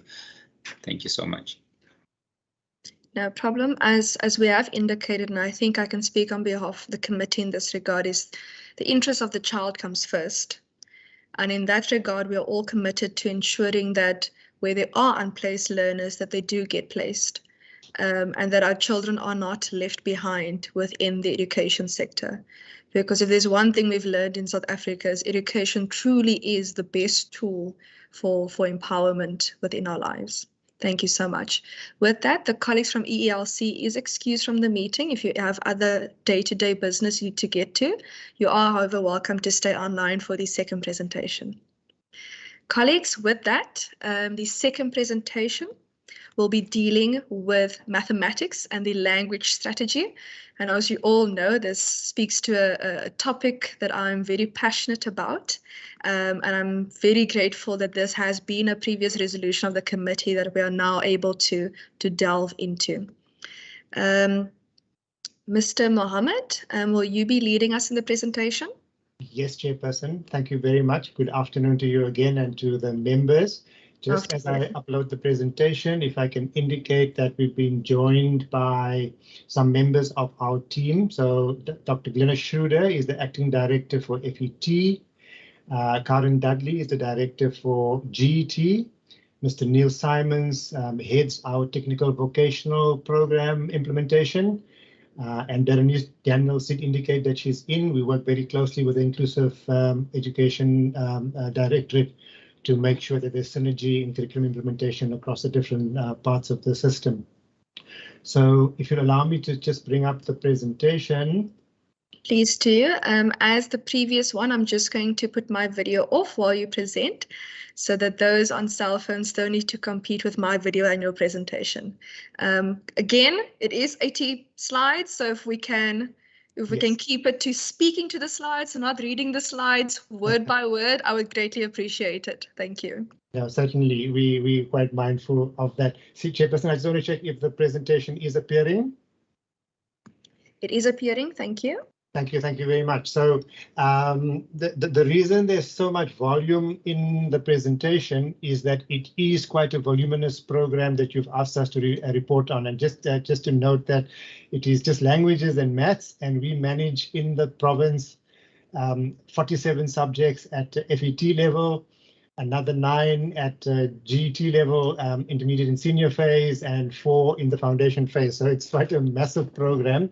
But as you've requested, we are not going to speak to every single one of the slides, just to indicate that the structure of the presentation would be an analysis of where we are over a given time period. So we've included quite a bit of information, particularly from 2011, because that's where we were able to track back to indicate how we've been progressing.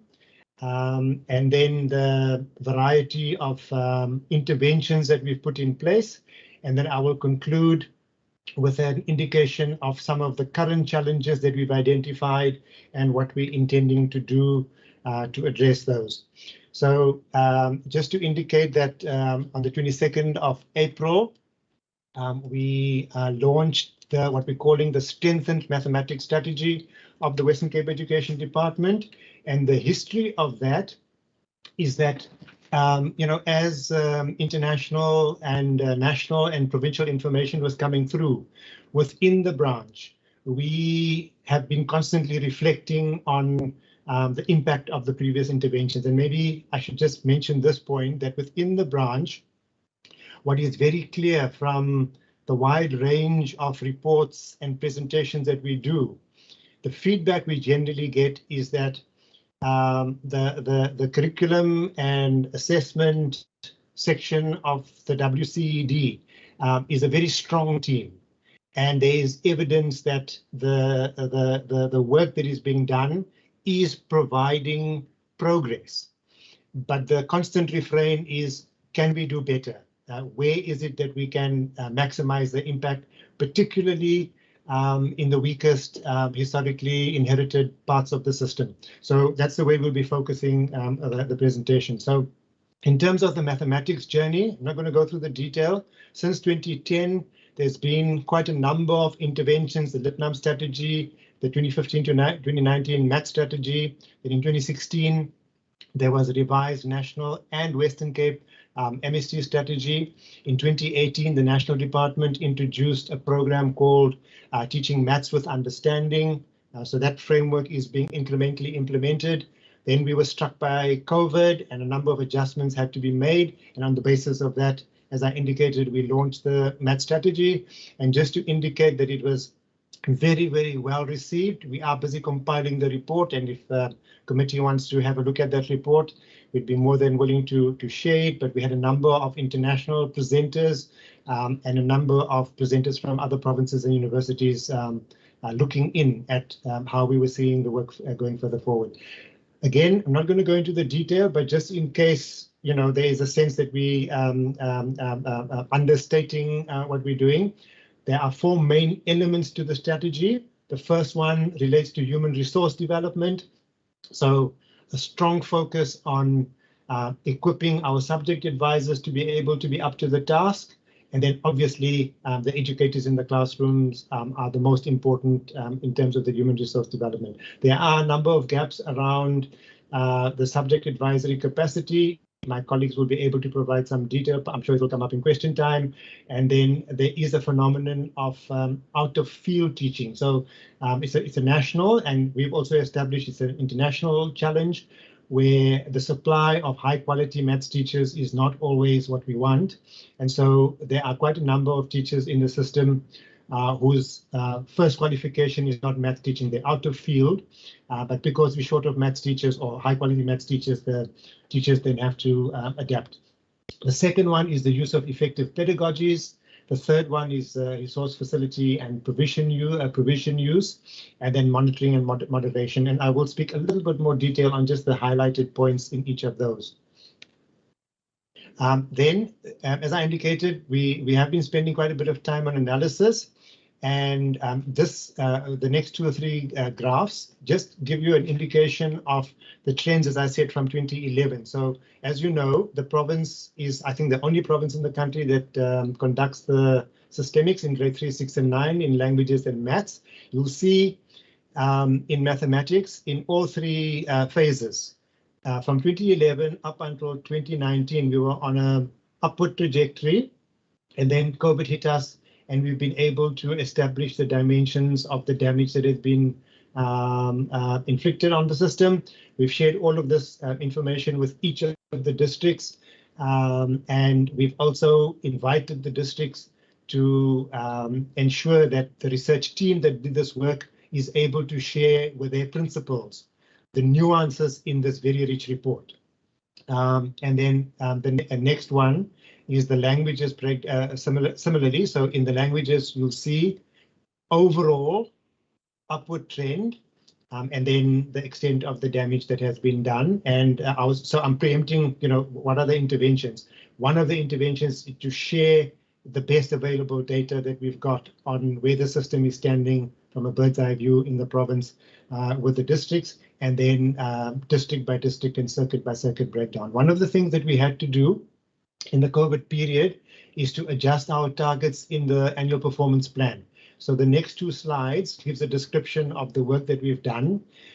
In 2018 or 2019, when the Pearls and SACMAC reports came out, I'm sure members will remember there was a huge public outcry about the weaknesses of reading levels among 10-year-olds in the system. What we did as a response to that is we persuaded the relevant decision makers to include an additional output indicator, P01703, which says percentage of learners in grade 3 attaining acceptable outcomes in reading for meaning, with the intention that with it being institutionally located as a reporting indicator, that the system would be then galvanized to make sure that the 50% of estimated 50% of 10-year-olds in the province who are not able to read for meaning do get the necessary support and attention to shift the needle further forward. Then I'm going to move on to let me just see. Yeah, okay. So, we've made adjustments to the targets because obviously we are not operating at the same levels as we were in 2019. So all of the targets were appropriately adjusted. Then in the further education training band, the grade 12 levels, as you can see, we've improved at our pass rates at 30% level, at 40% level, at 50% level, we went slightly down. At 80%, we went slightly down, but overall, as we presented in another session on the NSC results in 2021, with the exception of one indicator, we went up on all the required levels of performance. This is the heartwarming one. As you can see, we were declining in technical mathematics, but we've turned it around. And we are now on an upward trajectory. And my last interaction with the senior curriculum planner is that the prospects are looking quite good this year as well for continuing that upward trajectory. On this slide, we just provide some information to confirm what I've just said, that if you look at the 2020 results, with the exception of mathematical literacy, we've gone up. We've had dedicated discussions with the mathematical literacy team across the province to look at what happened with mathematical literacy, the decline, and what it is that we can do to move further forward. And perhaps Dr. Schroeder may want to say a little bit more a little bit later on. I'm not going to go through the detail of this, but just to indicate that the teams have been thinking very hard about what it is that we do in each of those 4 elements that I've mentioned around improving mathematical performance. So, for example, we're putting a lot of emphasis on the use of the existing mathematics capacity in the system and languages, obviously, to improve pedagogy. What is it that the teacher who is in front of those children can do to present better performance? We're also setting out better, we're looking at our measurable deliverables to be better described and implemented on. But just to indicate, one of what we think is something that can be a game changer is a more concerned implementation of the HOSA approach, the whole of society approach. So between 2019 and present time, we've had a lot of consultations with universities, with NGOs, with unions, and to the extent that we've been able to work with community structures, SGB associations, principals, forums, to make an input into the processes so that it can be strengthened and we can get better feedback and make sure that the granular level implementation of our obvious high level progress can be deepened. And so partnerships becomes part of that process as well. This is an overview of the strategy, so I'm not going to go into the detail of it. I've mentioned some of it already, the 4 elements, but just to indicate that, we've been looking at some of the leading mathematics thinkers across time and across the world to implement. So Piaget's work, for example, the infographic that I'm pointing up on is from the framework on teaching maths for understanding that the National Department has shared with us. So I'm going to skip through all of these. As I said, there's a lot of detail, and we constantly reflect on the implementation. Let me then move on to the languages part of it. Similarly, people development, productive pedagogies, more effective use of resources and facilities, and better monitoring and implementation. And maybe if I can indicate a shift that we're trying to make in the system in relation to the comment that I made earlier on. So as I said, almost all the observers who respond to our presentations indicate you are doing a lot of work. How are you able to measure impact and maximize impact? And one of the weaknesses that we've identified is that we have not been monitoring and evaluating as strongly as we would like. So we have taken a decision within the branch that 15% of the budget for each of the programs should be allocated to monitoring and evaluation, and we're hoping in future reports to be able to then present the feedback from those monitoring and evaluation reports. This is an example or an illustration of the provincial implementation plan, which has been distributed to all the schools and all the districts electronically as well as in hard print on the details of the provincial implementation plan. It includes a particular focus on maths and languages as requested for this presentation, but it includes detail for all the other subjects as well. Then I'm going to skip through all of this detail. You'll see if you members want to go through the detail. There's a lot of work that we've been doing. I'm going to push forward to what I would want to call executive and high level points, which may be of more interest to this particular committee, and then end off. But you'll just to indicate that there's an enormous amount of work that the teams have been able to put in. So here again, there's analysis, and maybe this is the point at which I can make one or two of the executive points. One of the things we've identified in the province in the grade 12 exam is that compared to other provinces, we have more learners not performing at optimal level in the home languages. And one of the reasons we've established is that many of our isiXhosa speaking home language learners opt to take either English or Afrikaans, which is not their strongest language. And in the other provinces, a large number of learners take their indigenous home language as their as the subject. And in those provinces, the pass rates are much higher. From 2019 onwards, we've started a process of speaking to schools and learners to persuade them to take the language in which they are strongest. And Dr. Shuda later on may be able to share some of the positive findings we're getting out of that particular process. But we've also been engaging Umalusi, the certification body, as well as the national department, to make sure that the standardization across provinces for home languages is on a more balanced footing. Here is some detail at the different levels of the system. So I'm not going to go into that detail. We've done a lot of the analysis. And then I just want to zoom in on the reading strategy to indicate that, you know, when we identified that alarming statistic about the levels of reading in the country and in the province, what we were able to estimate is that in the Western Cape, about 50% of 10-year-olds cannot read for meaning. And we then worked for about 2 years on developing the strategy, the key elements of which I'm going to be sharing with you in a moment. And then just before COVID lockdown was announced in March 2020, we actually launched the strategy, and it was then the implementation was affected by COVID conditions, but we started picking that up. You know, a lot of work has been done. The next few slides provide nuanced detail on the particular areas where, you know, the pendulum swings in terms of the performance. So I'm not going to go into that detail, just to indicate that, for example, our data can give you information on the levels of performance per year, per district, in reading and phonics, for example, in writing and language structure and use.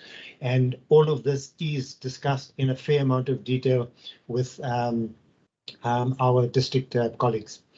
Okay, so again, this information is all available on the WCEDE portal, the detail of this. We've done quite a number of presentations to a number of forums right across the province, including as many stakeholder formations as possible. We've in fact looked at working with other government departments as well to bring in whatever capacity is available to support the promotion of reading and its improvement. In order to respond to the reading challenge, we did some research. We worked closely with the Stellenbosch University, and at the moment we are implementing the synthetic phonics program, which the research is showing us looks like the best possibility we have for turning the situation around. And Ms. Almaret Dutoit is in the meeting, and she may be able to share more detail if required. A lot of teaching, I mean, a lot of training work has gone on over the last few years and is going on as we speak. Resources are sent to every single learner. We've been checking with our districts to make sure that every teacher has got the necessary resources and every learner has got the necessary teaching and learning materials. So I'm going to skip the detail again. Maybe just to move to this particular one, incremental introduction to African languages in the foundation phase, extensive amount of work being done to make sure that isiXhosa conversational capability is being taught to our learners. We've got a set of roving teachers who move from school to school because we don't have the capacity to appoint a teacher in all of the schools. And as we speak, we've established an internal languages task team to reassess the effectiveness of the current WCED languages policy, the extent to which we are responsive to national language policy and so on. And when we are ready, we'll be able to share rethinking around the implementation of language policy as we're going further forward. This slide just shows you the array of e-portal resources that are available on the e-portal. And then other high impact interventions that the team has been implementing. So I'm going to, with your permission, Chair, move through, as I indicated and as you requested. I don't want to go into too much of the detail, but just to indicate on this one as well, that when lockdown happened, our team was quite creative and we created a virtual library system. And you can see the different editions of availability that we put into the system. To ensure that the program went on whilst we had the difficulties around COVID. So as I mentioned, I was going to, just highlight some of the challenges and the highlights. So connectivity, as has been indicated, as a consequence of the digital divide, challenges that are beyond our control remain a concern. lack of interaction in certain parts of the system, the explicit teaching of phonics, the practical component is better than the theoretical. COVID I've mentioned already, and we do need to provide more resources for reading with comprehension interventions. On the right-hand side are all the highlights. Again, I'm not going to go through the detail of it. Our team is very good at making sure that whatever successes we're posting are widely shared in the public domain. So all of the success stories are in the WCED advocacy processes. This one is just a quick highlight that we're working quite closely with Growth Properties. They are partnering with us and funding quite extensively something called a Grow Smart educational program. And a competition gets run, and we would invite members to come to some of the functions and events. We end up with the children, the best performing children, publishing at their age levels, and it's quite an exciting process. Let me just see if I can go. Yeah, okay. This is a partnership in Afrikaans with Stellenbosch University. As you can see, it's called the WOW program. Woorde Open Werelde. Words Open the World. Again, it's a similar exciting competition like the Grow Smart one. We run a number of seminars, webinars. In fact, as we speak, they're running. We just completed some interesting ones last week. In September, when National Book Week comes up, we will again be running, as you can see in the picture, advocacy work like we did last year. So just some detail around that particular one. I'm going to skip through all of these. There's an isiXhosa spelling competition again. I'm going to skip through the detail. And then if I can move on to the second part of what the committee asked us to present on, which is the technical program. Yeah, maybe just this one is also an interesting one. From amongst our best performing learners, we have identified at the different phases ambassadors. And so the reading strategy of the Western Cape, note I'm saying Western Cape, not Western Cape Education Department, is being represented by the best performers in our system, and there are quite a number of public events that we've participated in. You asked us to speak about the aging of technical teachers in the schooling system and whether the WCD has a strategy to encourage young technical teachers to teach these subjects. So I'm going to move on to that. Mr. Simons will, I'm sure, if I miss some of the detail, highlight those. So our total educator establishment of 31,110, 19% are expected to exit the system in 5 to 10 years. Maybe if I could just headline the point that about 2 or 3 weeks ago, the Department of Higher Education and Training invited us to participate in a general teacher supply and demand dialogue. And in fact, this morning, Stellenbosch University hosted a similar one at the provincial level. So all of this discussion is located within a broader challenge we're having in the national and provincial system of impending challenges with regard to supply and demand, not necessarily quantitatively, but in terms of the shape of the system. In other words, is the system producing enough teachers for the specific needs that we have? And clearly, as you'll see in this part of the presentation, we are projectedly going to be running short nationally as well as provincially of the number of teachers that we are requiring for the specialization. Okay, so let me move through that. The detail is there. I want to move more onto the interventions that we're putting in place to address the challenges that we're having. So you asked the question about the technical schools educator age profile. There it is on the graph. Okay, here are some of the areas of concern.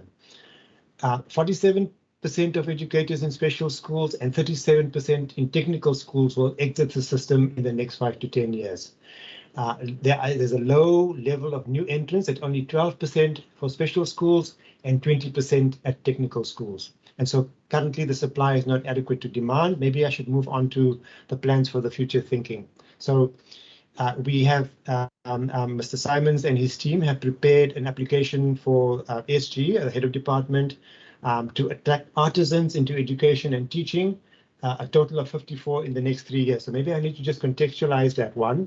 Over the last 2 to 3 years, what we've found is that the policy environment was not very friendly to getting experienced artisans to come into the schools to teach in their areas of specializations. But we have, working with other provinces, we have succeeded in getting the Council of Educators to create a special dispensation for these artisans to be able to teach. And so within the province, a total of 54 in the next 3 years. We have been working with our Cape Teaching and Leadership Institute, CTLI, to have teachers upskilled. There is a comprehensive educator development plan underway. I'm going to share with you the highlights of it. The plan is still under construction. That's why we didn't bring it into this particular presentation, but I'm just going to share with you the dimensions of the field that we're working in. So nationally, the Wits University recently and Northwest University have begun to offer specializations for teachers who want to take the technical programs. We have opened as WCD a discussion with the 4 universities in the province. Our estimation is that it's unlikely that across the 4 universities, they will be able to mount a full B.Ed program, a full first degree qualification program, because they simply don't have the facilities for it. So one of our thoughts is the possibility of designing a program through the CTLI, accredited by the universities, but the practical component delivered by WCD itself through the well-resourced technical college, technical schools that we've got. So it's an innovative process, and obviously, you know, it takes long before we can put the plan on the table, but that's one of our thoughts. We're also in the process of liaising with the 2 universities that are offering these programs to see whether some of the Western Cape entrants who want to follow that particular career path can be accommodated at those universities. And then there is currently, we are working through a partnership with the Department of Economic Development and Tourism on the skills, you know, a greater possibility of the basic education system producing learners with the appropriate skills that are required both in the economy and in the society. And so through that collaboration, we are working with Motus Training Center and Belleville Technical School for electrical teachers on programmable logic controllers and variable speed drives. And there are a couple of other partnerships which we are also doing. And then as part of this comprehensive relook at the production of teachers for technical and vocational education, the schools of skilled teachers will be included in future upskilling programs. We did do a preliminary scoping. I'm referring to you the second question on whether we are going to be able to create colleges for the production of these teachers. Our preliminary analysis is indicating that it's going to be too expensive to be able to do that. So we're looking for other alternative ways in which the challenges can be addressed. Chairperson, with that said, I come to the end of the presentation, and we'd be more than happy to engage in the detailed discussion and receive advice from the committee. Thank you very much. Thank you so much, Mr. Mohammed. And I just want to say that not only am I impressed that you were able to get through more than 80 slides in a half an hour, because I saw there were a few extra slides at the end there as well. Perhaps just put your video down, otherwise I'm double on the screen. Perfect. Okay, so Member Mackenzie, your hand is up, so you can go first. Any other hands? You just click the stop sharing next to the leave button. There we go. Okay, Member Mackenzie. Okay, you can go ahead. I don't see any other hands so far. Okay, thank you, Chairperson. Thank you for the presentation.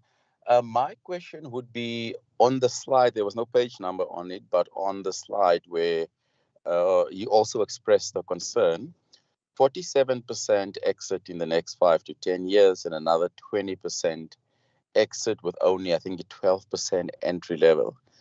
And the only technical college or the only college that can provide the service is in Potchefstroom, if my understanding is correct. So what is our backup plan? And then the second question would be, is it not feasible to start building our own college and start training people in the Western Cape? Because based on what is presented, it looks like we're going to have a problem in a few years' time, a serious problem. And I'm happy that you have identified it as a concern, but some of the suggested solutions does not add up to the serious problem that he has rightfully highlighted. So what is the alternative plan? Is building our own technical college not an answer?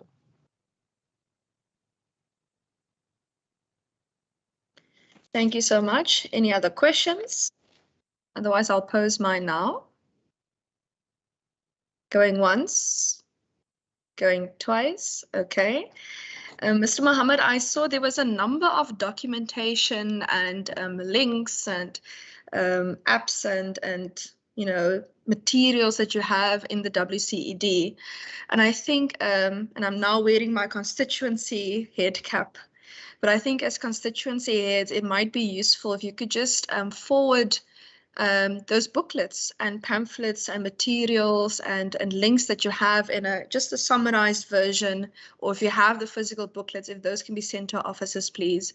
Because sometimes when we are in the rural areas, a lot of the parents or the learners and students do wish to make use of some of the extra information and materials of the WCED. I can actually speak for the Woorde Open Wêrelde project.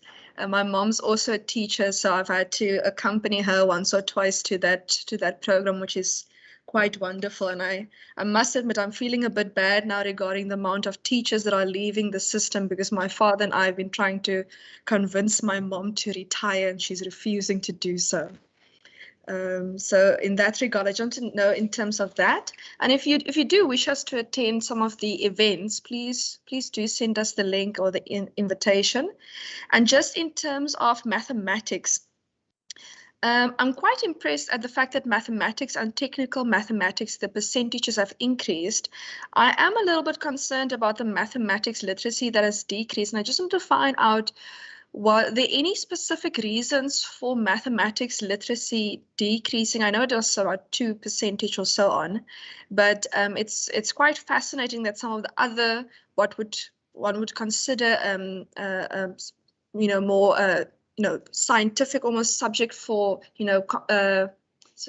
it's more difficult for some students. It seems that those subjects, the pass rate is increasing. Where some of the more technical subjects, those subjects are decreasing. So I'm a little bit concerned on that front, and maybe if there are some reasons for that particular regard, then that would be appreciated.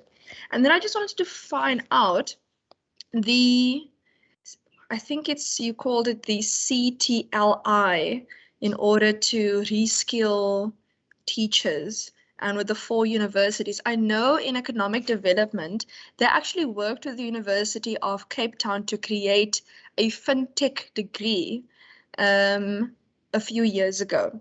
And now some of those fintech students who are doing those degrees are being contracted by companies around the world to create world-class solutions. So I cannot really understand why it would be difficult to do something similar in education. Perhaps if you can just maybe expand a little bit on how it would work and what you're aiming to achieve in this regard, and what exactly are the respective obstacles. If there are some legislative obstacles in this regard, perhaps that is something we can look at as a committee in terms of either our own provincial legislation or suggesting to our national counterparts in this regard. I don't see any other hands, so I'll hand over to you now for the answers on the first round. Thank you. Chairperson, I had a follow-up. Did you not see my hand? Apologies, your hand did not go down, so I assumed that it was a legacy hand, but you can ask a question now. Okay, no, it actually did go down. Maybe I didn't keep it down long enough. Chairperson, I just wanted to find out, and obviously great with regards to science and maths, etc. But I want to get an understanding from the department. What sort of careers are we planning? Are we taking into account when we do maths lit additional training and trying to increase maths and science? Just give a practical example. At Mitchell's Plain High School at the moment, there's a gentleman, Marshall Nelson, I'm sure you heard of them, who currently does drone training at the school, but is doing it for the college. So at the moment, the drone training is not technically benefiting the school, but they're at the school, they're using 2 of their rooms. So how can that be incorporated in some of the matriculants, for example, I'm using an example, some of their curriculums, whether you do it with maths or science, to make them drone operators in a year's time or in 6 months' time or when they pass matrics? Because they're there, they have the drones, they're training outside people, they're at the school. So how do you work? How do you future train our matriculants as opposed to just maths and science? Thanks. Thank you, Member Mackenzie, for that. And I do think that given the trajectory, I mean, there's been a great upwards trend within mathematics and languages within the province since 2011, with the exception of the COVID years. So I do think perhaps now that we are engaging on the mathematics and language strategies, that perhaps next time we need to engage on the new STEAMAC subjects relating to the arts and agriculture and coding and computers and so on, that relates to some of the new industries that are already established within our province, and where we're going in terms of, you know, work readiness and job readiness and, you know, economic readiness, either whether you want to go study or whether you want to go and work or start your own business even. Thank you so much. Mr. Mohammed. Thank you very much, Chair, and thanks to the members for the question. So, as I indicated, we have been working, you know, we've done a feasibility and initial feasibility on the establishment of a dedicated institutional mechanism for the production of these teachers. Our initial thinking, as I mentioned, was to speak to the universities, and we have not abandoned that as yet. And our thinking at the current point is that because we've already got the CTLI, it can be the hub for want of a better expression, a college. The CTLI can coordinate with the universities the qualification. In other words, it operates almost as a college. The delivery of the program can then be done, you know, the academic side can be done by the universities, the practical side, because we've got well-resourced technical schools in the province, can be done at those. The initial fact-finding that we did is indicating to us that the 4 universities in the province may not be able to set up the workshops and the infrastructure for the practical side of it. So my response is that we are thinking of a slightly different way, perhaps not a dedicated technical college, but since it has arisen here, and Mr. Simons is in the room and responsible for an element of this, we will take up the recommendation from this discussion and explore that possibility, and then report back to you at a further particular point. On the issue of the material and the packaging of the material, we can clearly, we'd be more than happy. Maybe we'll have a discussion with your secretariat about the exact form of the package that you want, and we can make that available. I'm going to invite Dr. Schroeder to say something about the maths literacy in a moment, but just before I do that, maybe I should just indicate that we have met with Mr. Nelson Marshall at the school. We in fact visited the site.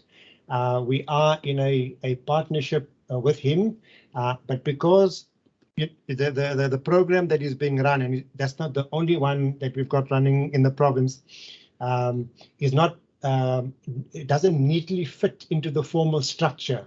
We are trying to find ways in which we can incorporate incrementally those kinds of programs. And Chairperson, as you indicated, we'd be more than happy to come back to Standing Committee to present the thinking work we've done around a deeper implementation of the STEAMAC plan. But if I can ask Dr. Schroeder to respond to the maths literacy item, thank you very much. Thanks, Mr. Mohammed, through the chair. I think what's important for us to remember and to take note of is that for mathematical literacy, in 2021, there were approximately 5,000 more candidates who wrote Mathlit.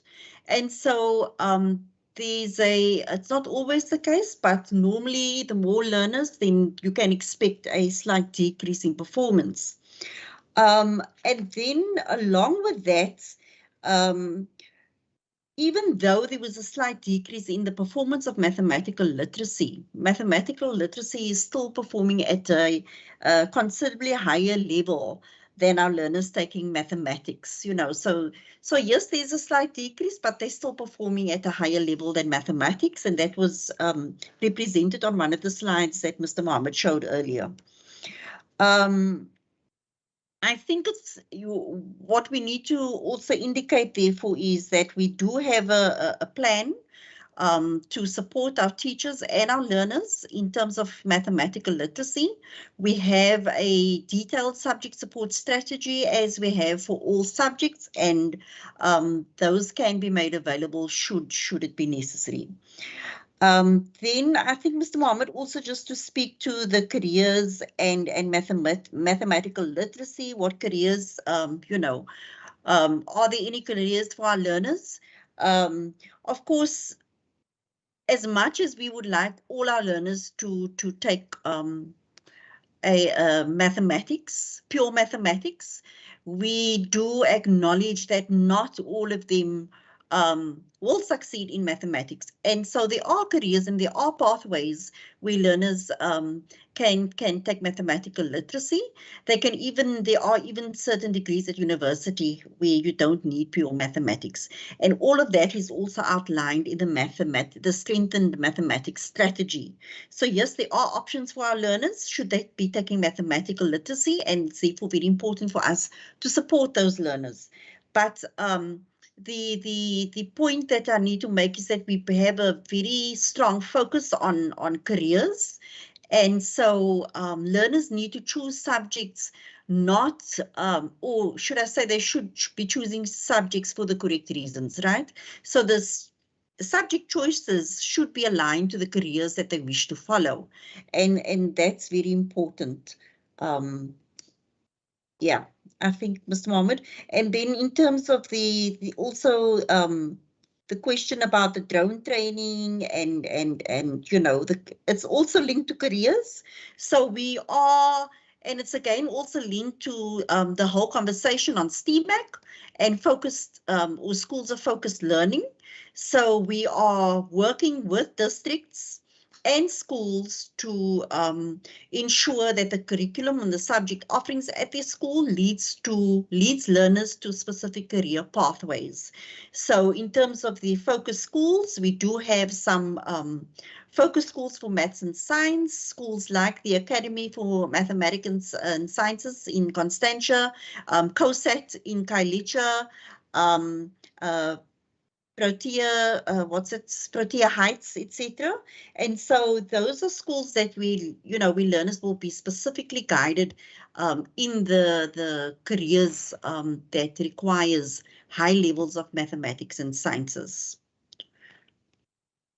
Thanks, Jay. Thank you so much, Mr. Mohammed. Yes, I think your camera went off or something. That's okay. You can also take it off if you want. No, my apologies. There seems to be some technical problem that I wasn't aware of this morning. My apologies. If I can maybe, Chair, just add that there is a discussion within the department for we're doing some training on the use of drones, and our agricultural schools all have drones, but there is a gap in the licensing. So there is a discussion with specialists in the area to get the licensing processes completed. Thank you. Is it the commercial license? Mr. Simons, please respond. Thank you, Mr. Mohammed. Mrs. Chair, Honorable Bartman, yes.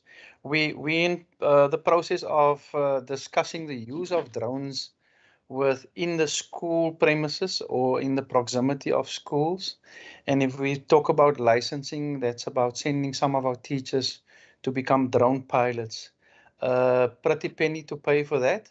But first of all, we need to clarify the rules and regulations regarding the use of the drones within public space. Thank you. but it is the commercial license that you're looking for. That is correct, ma'am. Okay, the reason I'm asking is because I know agriculture has also been having problems securing their commercial license from national. So that's why I'm asking. Okay.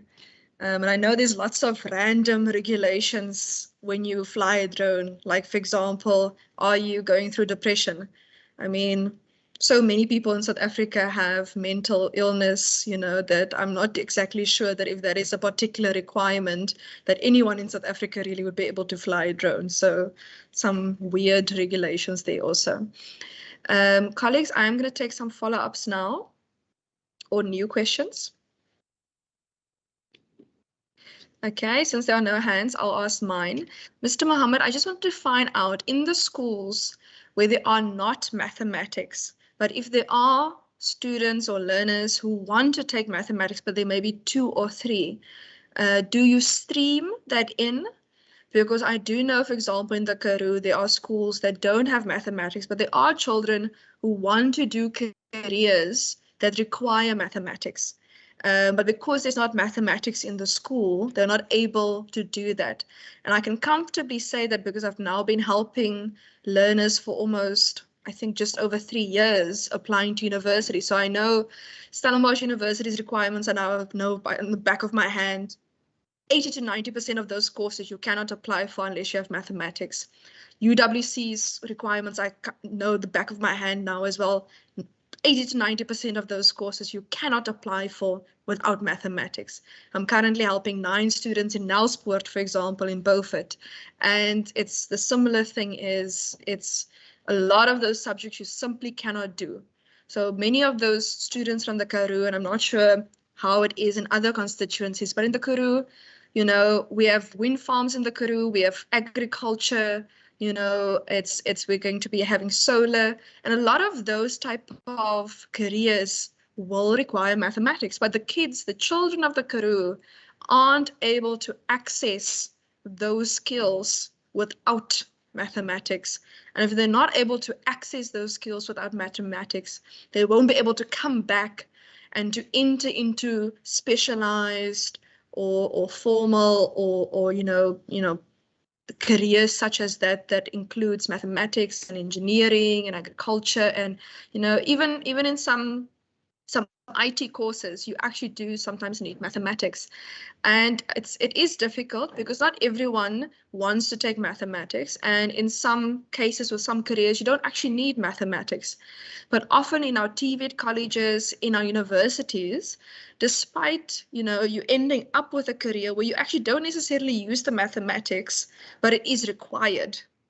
So that is a concern. I've even seen in law degrees, for example, where you need mathematics. And my first question is, I even though I did mathematics, I cannot remember the last time in the law degree that I needed to use mathematics for law, unless you're specifically dealing with accounting or finance law or tax law and stuff like that, which is much more specialized. So if you can maybe just give us an indication if we can perhaps, with those schools where there aren't mathematics, but there is maybe 2 or 3 learners who want to take it, can we stream it in, for example? Then we don't need to put a full-time teacher or lecturer there. We stream it in, especially if the school already has Wi-Fi, especially if the school already has the electronic equipment to be able to handle that. Thank you. Thanks, Chairperson. So the first part of the response is to indicate that we are aware of schools where mathematics teachers are not available, and perhaps Dr. Schroeder and Razia Ibrahim, who is the maths senior curriculum planner, can just expand a little bit more. As part of the strengthened plan, we want to make sure that as many eligible candidates who are for mathematics should have access to mathematics. In terms of the streaming, the WCD has allocated dedicated budget to each of the districts to identify the best teachers and to have a live streaming of that best teaching practice to schools, particularly who don't have the level of teachers. So that if that facility is not reaching the constituency that you're mentioning at the moment, we can have a discussion. We will have a look at it again in the department and provide you with a feedback on what the possibilities there are. We did have a slight struggle in getting as much detailed data on the schools that do not have maths teachers or qualified maths teachers, but I know the team has been working on it. So Dr. Schroeder and Ms. Ibrahim, if you can respond. Thanks, Chair. Mr. Mohammed, I think you're correct, but perhaps Ms. Ibrahim would like to come in. She's probably the best person to answer. Thank you, Mr. Mohammed and Dr. Schroeder. Yes, look, there are obviously schools where there are possibly low numbers who's interested in taking mathematics, and in which case often the school then does not offer the subject. That obviously happens at the school level, and we're not always aware of the fact that there is one or two learners that is wanting to do mathematics and the school is now not making it possible. However, in terms of if such cases become known, if one knows that there are learners at schools who's wanting to do mathematics, then currently there are resources that's available on our e-portal. We have DG Campus, which has got mathematics lessons for each of the topics available that can be streamed, or learners are actually able to access it in order to do it. But I mean, it has to be a situation where one actually gets to know that a particular learner is at a particular school and is wanting to do mathematics and the school is not offering it. So there is, as I said, there are mathematics lessons available on the e-portal, and there are there's a website like Siavula where learners are able to practice those skills in order to consolidate the knowledge that they need to know. So as far as I can say, I think it is possible. It is obviously for systems to be put in place when such cases are raised. Thank you. Thank you so much. So Ms. Ibrahim, if you're saying to me, Deirdre, if you know about a school where there's maybe 2 or 3 kids who would want to do mathematics, but there isn't mathematics in the school, please come and speak to me so that we can try and stream it in. Is that what you're saying? Yes, I'm saying obviously some system has to be put in place, because you see the one thing is learner A sitting at a particular school, say school K, and they want to do mathematics. Now the one thing is obviously for that learner to access the resource on the e-portal, right? But then there's other dynamics, like for example, there's SBA tasks that must be completed. The learner at the end of the day also needs some teacher that almost oversees that it happens. I'm not sure how independent our learners are in terms of just running it completely on their own, but I'm saying the resources are definitely available and it is possible. But the dynamics we need to speak about in terms of how to make it happen.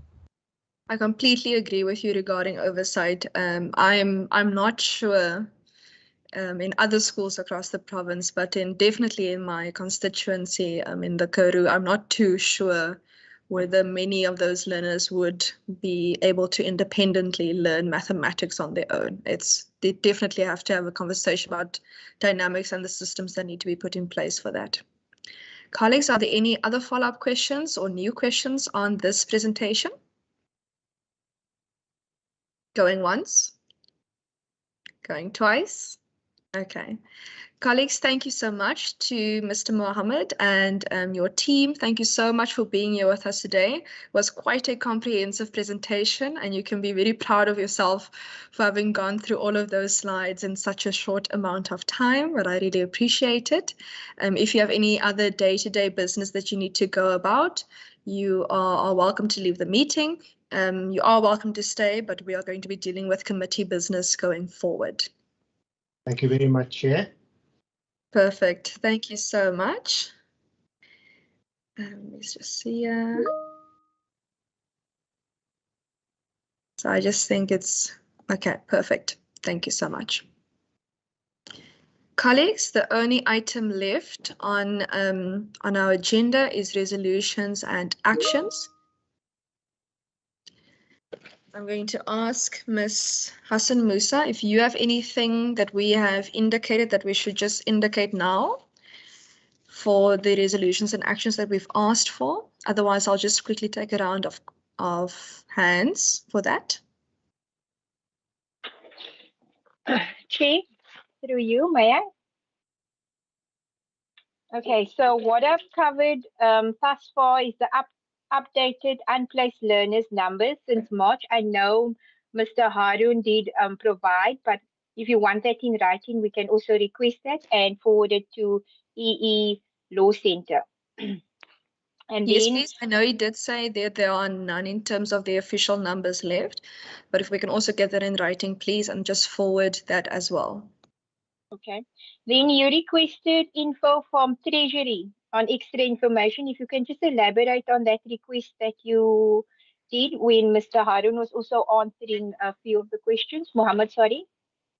So And then, the Treasury matter that I indicated was in the infrastructure, in the overview of provincial and municipal infrastructure investment 2022, the budget document.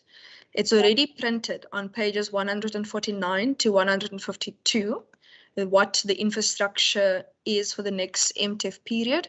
If we can maybe just send a copy of those pages or the whole document to EELC, but also perhaps for Provincial Treasury to give us perhaps a quarterly update on infrastructure. And that will then include WCED because Provincial Treasury has indicated that they'll now be tabling infrastructure reports with the committees dealing with infrastructure, public works, health, education, but also where in the process the respective infrastructure is in terms of being completed. So if we can maybe just put on an ongoing basis, if members are happy with that, just updates on where our infrastructure is in the progress. not a problem. I'll have that as a reminder that we follow up on that and get that info. The other one was details of learners that are out of school and the year, how many. EE Equal Education to provide that as per their research document, which they presented to the committee. Send a list of those learners that has not been listed on the Siemens numbers and the Siemens numbers. That was the request that you asked them, because they had a request of unplaced learners that they have, and you've asked them to provide us with the Siemens numbers as well as the names and the surnames of those learners, as well as the grades that they are applying for. If they do not have the Siemens number, perhaps if they can include the ID number, please. Okay, we will do that. And names of the officials that turn learners away. Yes, that was the other one. Names of officials that turn learners away is the other one. And then let me just see. You wanted the booklet from WCED for the constituency. Yes, so those were the items that was listed in the presentation. There were various different booklets and pamphlets and links and things like that. It was a very comprehensive presentation. But if the members of the committee, if it has not been sent yet, if it can be sent to us, if the older previous members already have it, if the newer members can get copies of those then, and if they can just keep us in the loop with invites if they have the respective workshops or webinars or things like that, so that we are able to participate in that. And in that way, when we do our oversight, then we do know what they're talking about. Not a problem. I will do that. And that is all that I've captured thus far. If there's anything additional from members, I will drop that down. I see Member Mackenzie's hand. Member Mackenzie. Thank you. And then I'll also just say, he said that he was busy with Marshall Nelson and also just want to find out how far that process is and what are they doing to get drones in schools. He said that they are busy having discussions.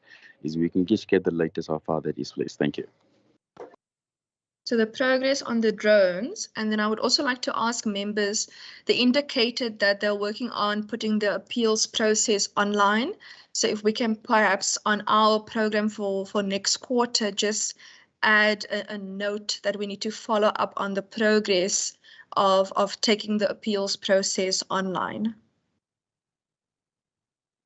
Okay, I hear no objections to that, so I'm assuming that is in order then. Okay, let me just see if there's anything else to be said. I cannot think of any other resolutions that members listed that we may have forgotten now.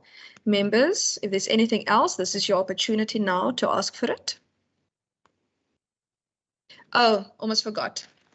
I asked earlier that we do a similar briefing regards to the A's and the C's in the STEAMAC regarding to the especially agriculture and coding, computer and arts. I think those were the new subjects added to STEM that creates STEAMAC now. If we can have a similar briefing regarding the respective curriculums, if that's okay. Going once, going twice. Perfect, thank you so much. Colleagues, if there is nothing else, in terms of, as members may know, the Education Committee will be embarking on a study tour in conjunction with the Social Development Committee. Our procedural officer will keep you updated regarding logistics, so please do keep an eye on your emails as well as on your WhatsApps, just to be able to respond to the procedural officer should she need extra information.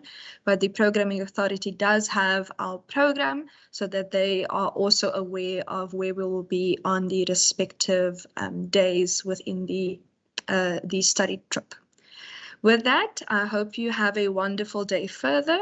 I hope that you stay safe and that you stay warm. And thank you so much for what has been what I think a quite productive meeting today. Goodbye. The meeting's adjourned.